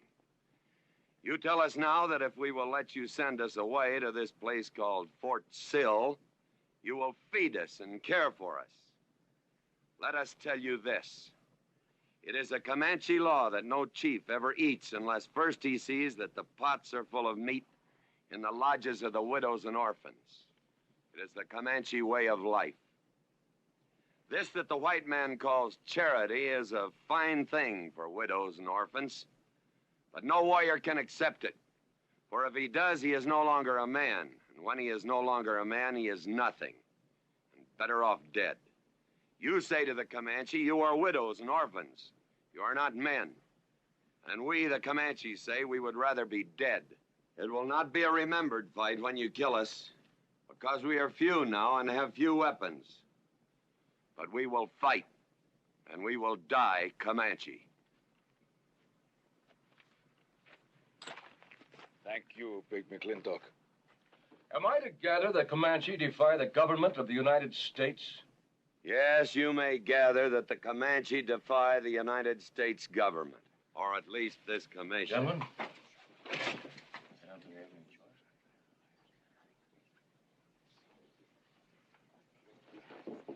It is the order of this court that these chiefs be incarcerated until such time as the detachment of United States cavalry be made available to escort them and the Comanche nation to Fort Sill. This court is adjourned. Oh, McLintock! You are important chief amongst these white people. Sway them. Have them give us few guns to make the fight worthwhile. Let us have one last remembered fight for end of Comanche. I almost wish I could arrange that, Puma. Ahalani cha. Ahalani cha. Sergeant. Yes. Right, guard. Carry on. Gentlemen.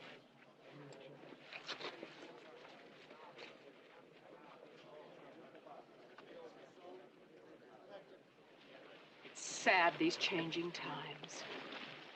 It isn't the times that are changing, Mama.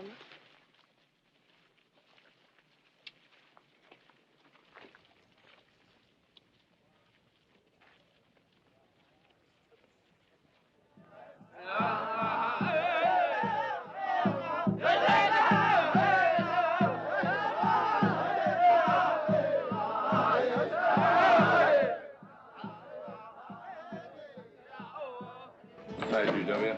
Hello, Lem.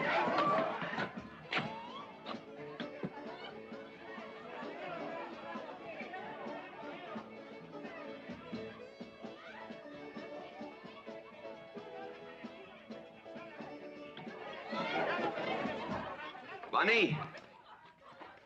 Oh, howdy, McLintock. I figured you'd be belly down drunk by now.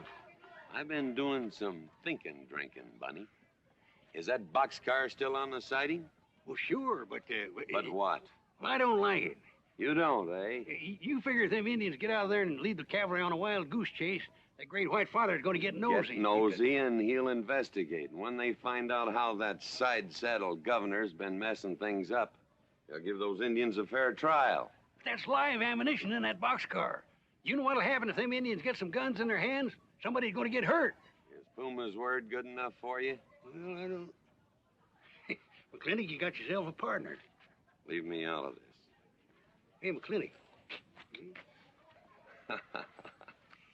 Good night, Bunny. Good night, Governor. Governor. There is the Katie with her light red hair, sweet as the roses on a summer air. I'll find her somewhere while the moon is high, and tell her that I love her, and I'll love her till I die. Katie!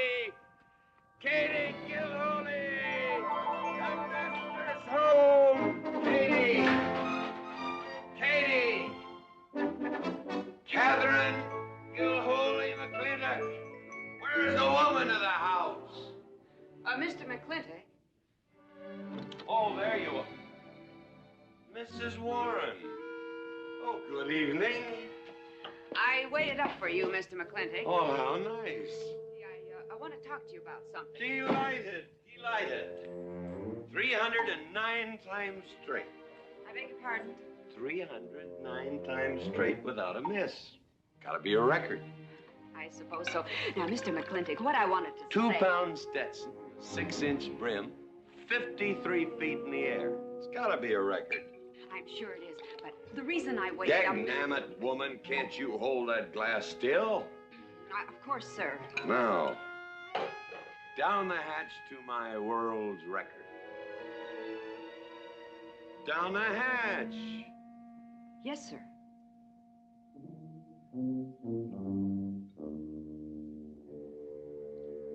And now, to the governor of our territory. The governor of the territory, sir? Now, don't you stick up for him, Mrs. Warren. You're a fine woman, Mrs. Warren. But you'll certainly go down in my estimation if you stick up for Cuthbert H. Humphrey, governor of this territory. Don't mean to Down change... the hatch. Oh, yes, sir. Down the hatch. Cuthbert H. Humphrey, governor of our territory, is a cull. You know what a cull is, man? A cull is a specimen that is so worthless that you have to cut him out of the herd. Now, if all the people in the world were put in one herd, Cuthbert is the one I would throw my rope at. At whom I would throw my rope at. Natural-born cull. Another touch, ma'am? Oh, no, sir, no. Well, I don't mind if I do. Good. Can't walk on one leg. Oh, I didn't mean to be vulgar, ma'am. Can't walk one limb. It's all right. Sounds silly. Only a bird can walk on a limb. You know my wife? Her name's Kate. She insists on being called Catherine. Do you know her? Of course, Mr. McClintock, and that's what I wanted to talk Well, to you. she thinks that Cuthbert H. Humphrey is panting for her like a bull buffalo at the first green up of spring. But what Cuthbert is panting for is my money. Don't make me feel like I'm drinking alone, ma'am. Very well, Mr. McClintock, if you insist. Down the hatch. Good.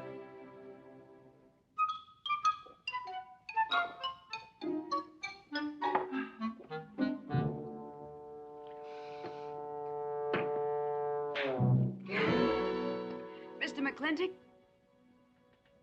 I have something very important to say to you. Very important. Guess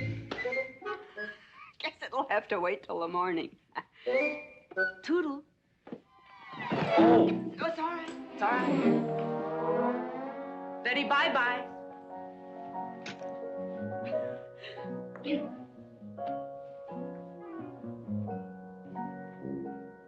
Whoops. Oh. Mrs. Warren. Let me assist you. Very kind.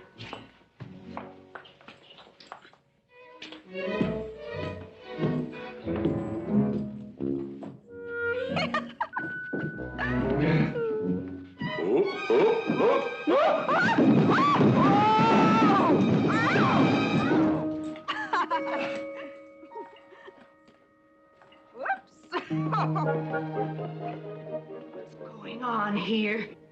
Now, Catherine, are you going to believe what you see or what I tell you? Mrs. McClintock, hope you won't misunderstand.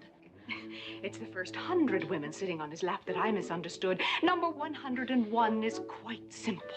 Now, G.W. McLintock, I have something. He's gone to sleep. Just when I know exactly what I want to say to him, he goes to sleep. I waited up to talk to Mr. McClintock. I wanted to tell him I was quitting. You see, Sheriff Lord has asked me to marry him, and... Oh, congratulations. I don't want to seem prudish, but if you are going to marry Sheriff Lord, it seems to me that you're sitting on the wrong man's lap. Come on, I'll help you upstairs and we'll have a long talk about men in general. Ladies, one moment.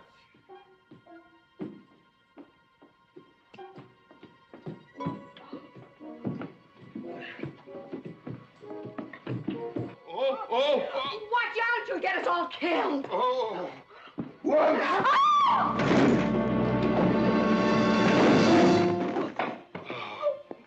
Wait a minute, ladies, till I catch my breath, and I'll get you up those stairs as sure as my name is George Washington McLintock.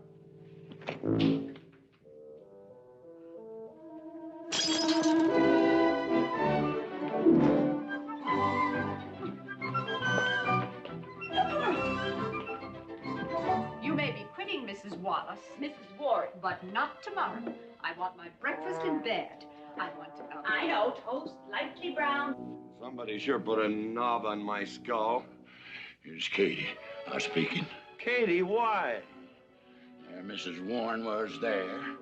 Oh. And there you was there. Oh. And there that whiskey bottle was there. Oh. And Katie's temper being what Katie's temper is, well, there you are. Drago, old friend. Huh? My wife does not understand me. Why, she is different than the other man. Come on, I gotta get you upstairs. Get you ready for that big celebration tomorrow.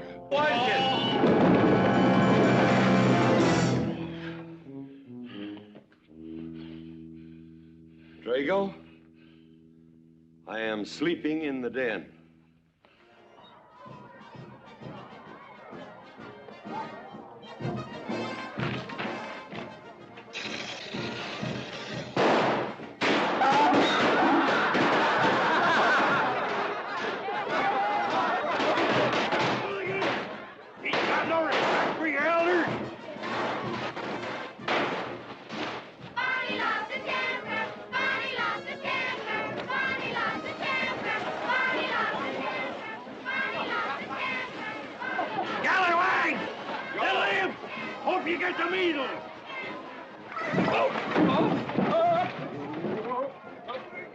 Come on, get him aboard. Is everybody ready? Man in number 5 needs a flank cinch. Get him one. Let us know when you're ready. Ladies and gentlemen, it is my honor to present to you the governor of our territory, Cuthbert H. Humphreys. Thank you, Mayor. My friends and citizens of this great territory, this is the 9th consecutive year. It has been my privilege and my pleasure to inaugurate the McLintock 4th of July celebration. Now, the first event will be the wild horse race. But before I fire this shot to start the event, I would like to say a few modest words regarding my stewardship of this great territory.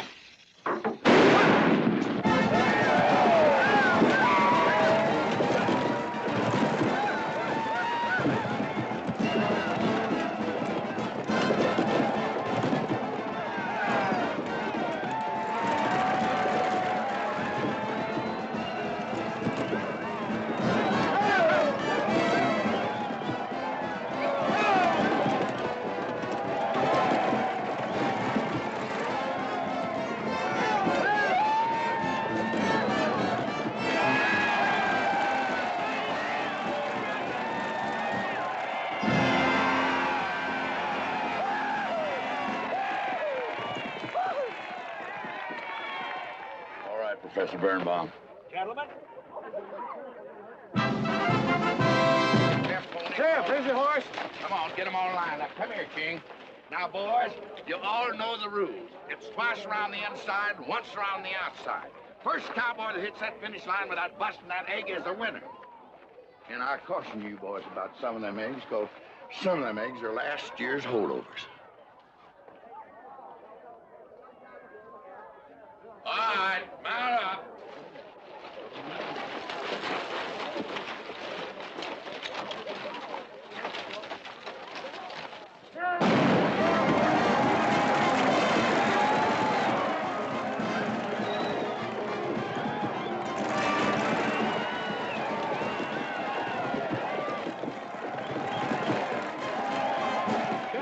dear. You seem to be enjoying yourself. Oh, yes. This is wonderful. It's the only thing I really do enjoy about this barbaric country, the 4th of July celebration. Well, Catherine, I've been here for 3 days. I haven't heard from you. Is anything wrong? Wrong? Well, I just hope that it hasn't been necessary for you to say anything to G.W. What are you talking about? Catherine, you see, I'm in a rather delicate position, being governor of the territory and all. I just hope you haven't found it necessary to say anything about... About what? About you and me.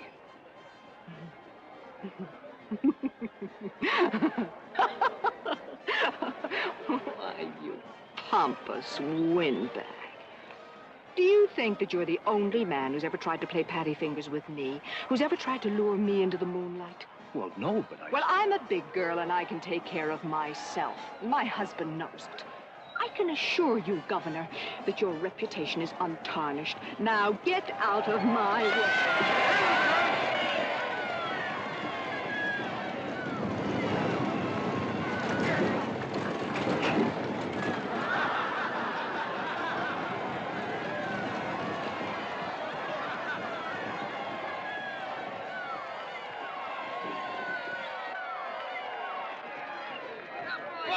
We got ourselves a winner! Curly Fletcher!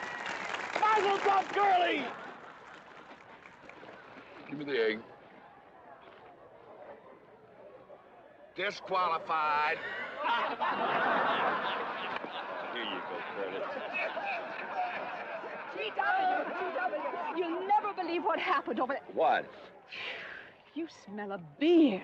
Well, naturally, I'm drinking beer. Ladies and gentlemen, the next event will be a contest between the two bronco-busting champions of our territory. Remember the year I rode in that event? Wore your garters to hold up my sleeves? We had a bet, and I won it. George Washington McLintock, you are a very crude man. Well, I guess so, but that was a rough horse, like to jarred my insides loose. But it was worth it. 3 beers.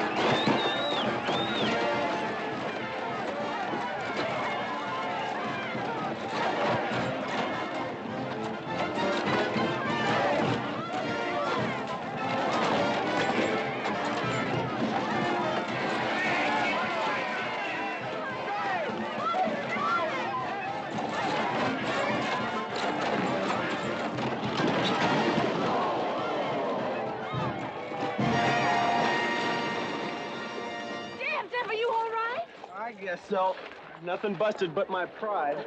Well, that ought to even things up, Farmer. For what? Well, that sore nose you gave me the other day. Well, that ain't what's sore on him.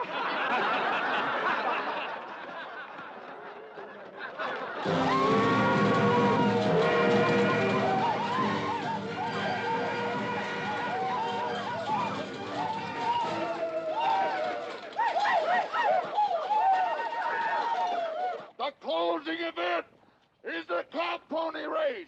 The finish line is at the barbecue. So start meandering. Come on. Now, what is that, false courage? Why, you know a Douglas doesn't ever use a thing like that. I want you to get on that horse, get out in front, and stay out in front. I'll be out in front, Dad. All the way. Good boy. Now remember, stay out in front. That Agamemnon's a good horse.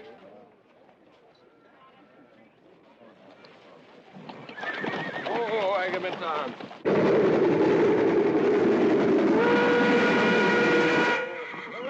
in. She's on. Oh, boy.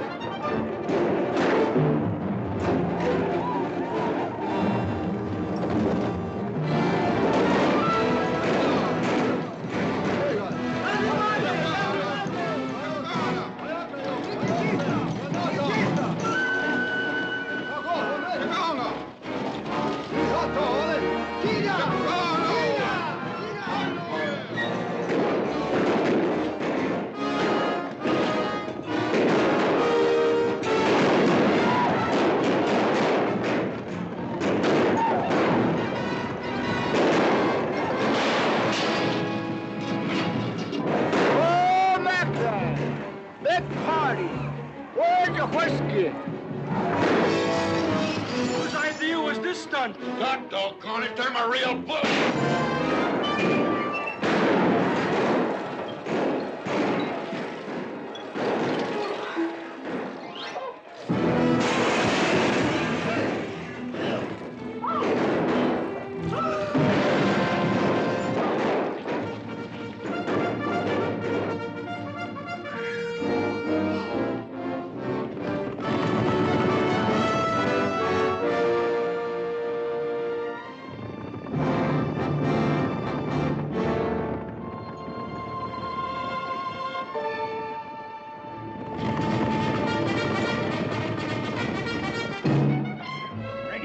Excitement you'd want for one 4th of July, eh? Puma finally got his way, but I reckon he's riding out his last war party. We won't get very far. But one thing still has me puzzled. Where did they get the guns? I was wondering the same thing. My kidney's been bothering me. Funny? GW.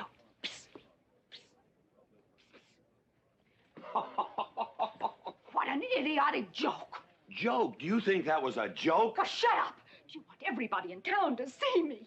You look good in feathers. Oh. Dev, I think they've gone. Yeah. What are you going to do about it? What can I do? Nothing. Just like you've always done.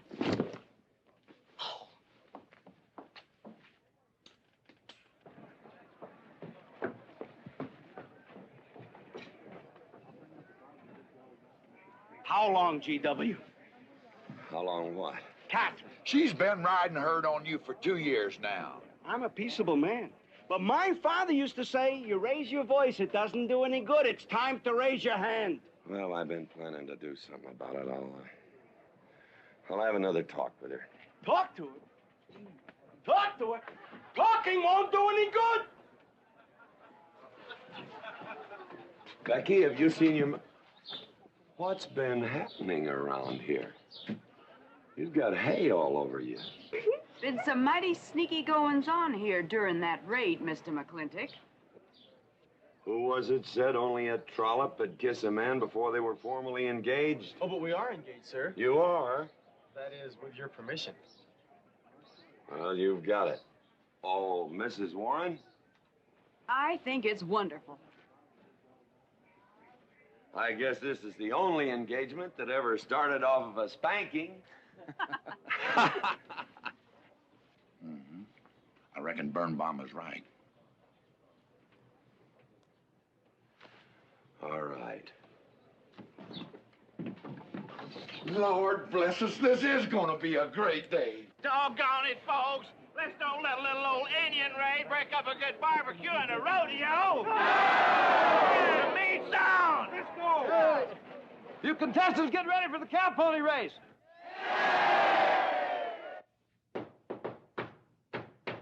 Who is it? me. Let me in. Not now. Right now. Are you insane? I want to talk to you. It'll have to wait. I've taken all I'm going to take from you. You are insane. You are going to tell me why you packed up, picked up, and walked out on me. 2 years ago, you remember, you came home from Denver with lipstick all over your...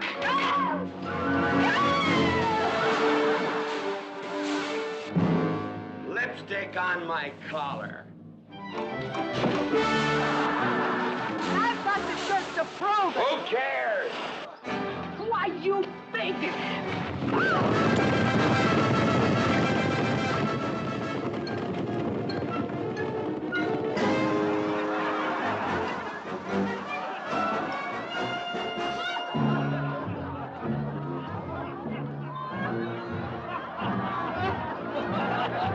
Catherine!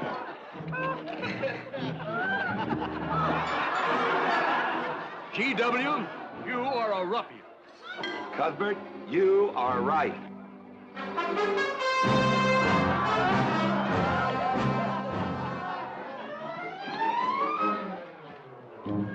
Well, what kind of a family is that? The best. And dangerous, John. Who won the race? Who cares, Neymar? History's being made.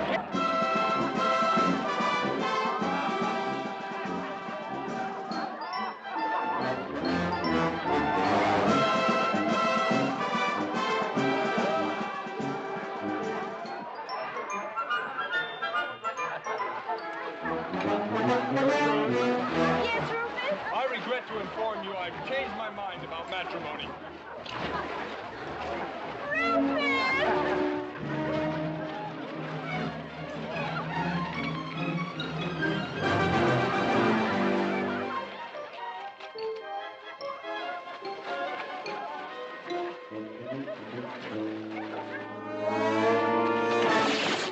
Hey, Mrs. McLintock!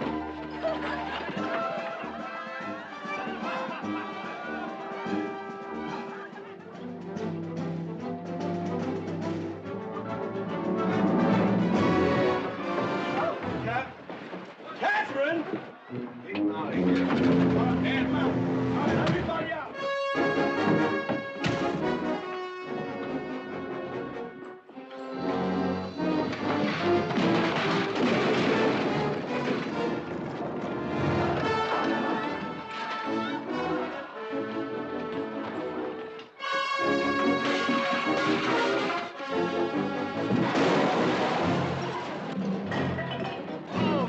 Looks like T.W. is buying out the whole score. I'm afraid you're right.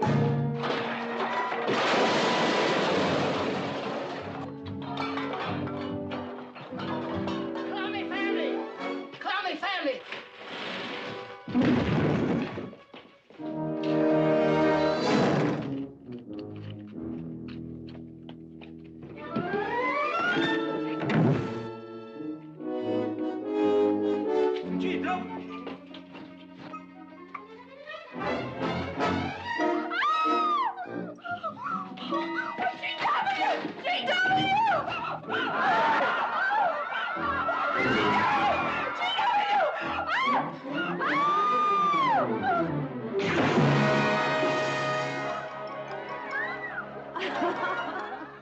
Oh, Mrs. McLintock, you're all wet.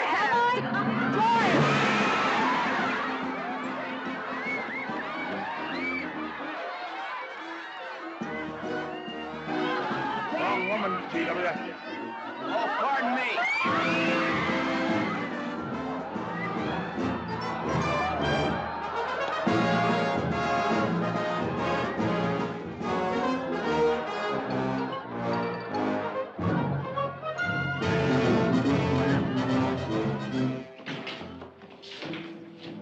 Mrs. McLintock, you setting a new style?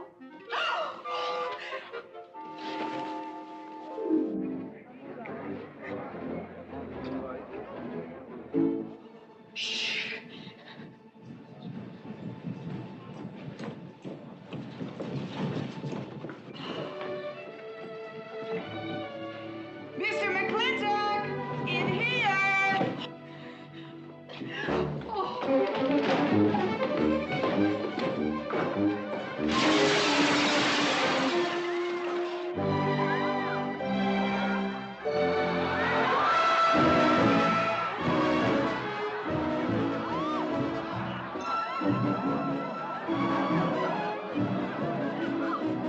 I ever get through this humiliation, you'll rue the day you ever met me. Oh, belly aching, fight all you want. It won't do you any good. You've been digging those burrs into me for 2 years. Now you're gonna get your comeuppance. Thanks. My father would be proud of you. Now make him prouder.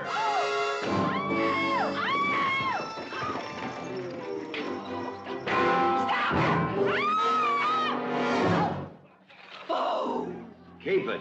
You may need it. Now get your divorce. Home.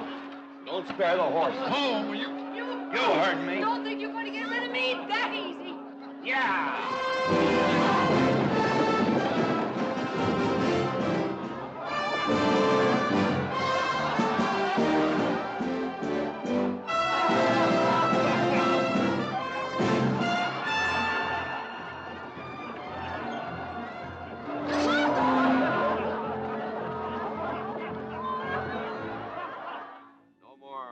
In the capital? No. No more Newport in season? Nope. No more dancing at the governor's ball? No, GW. Happy day! 310 times without a miss. That's a record.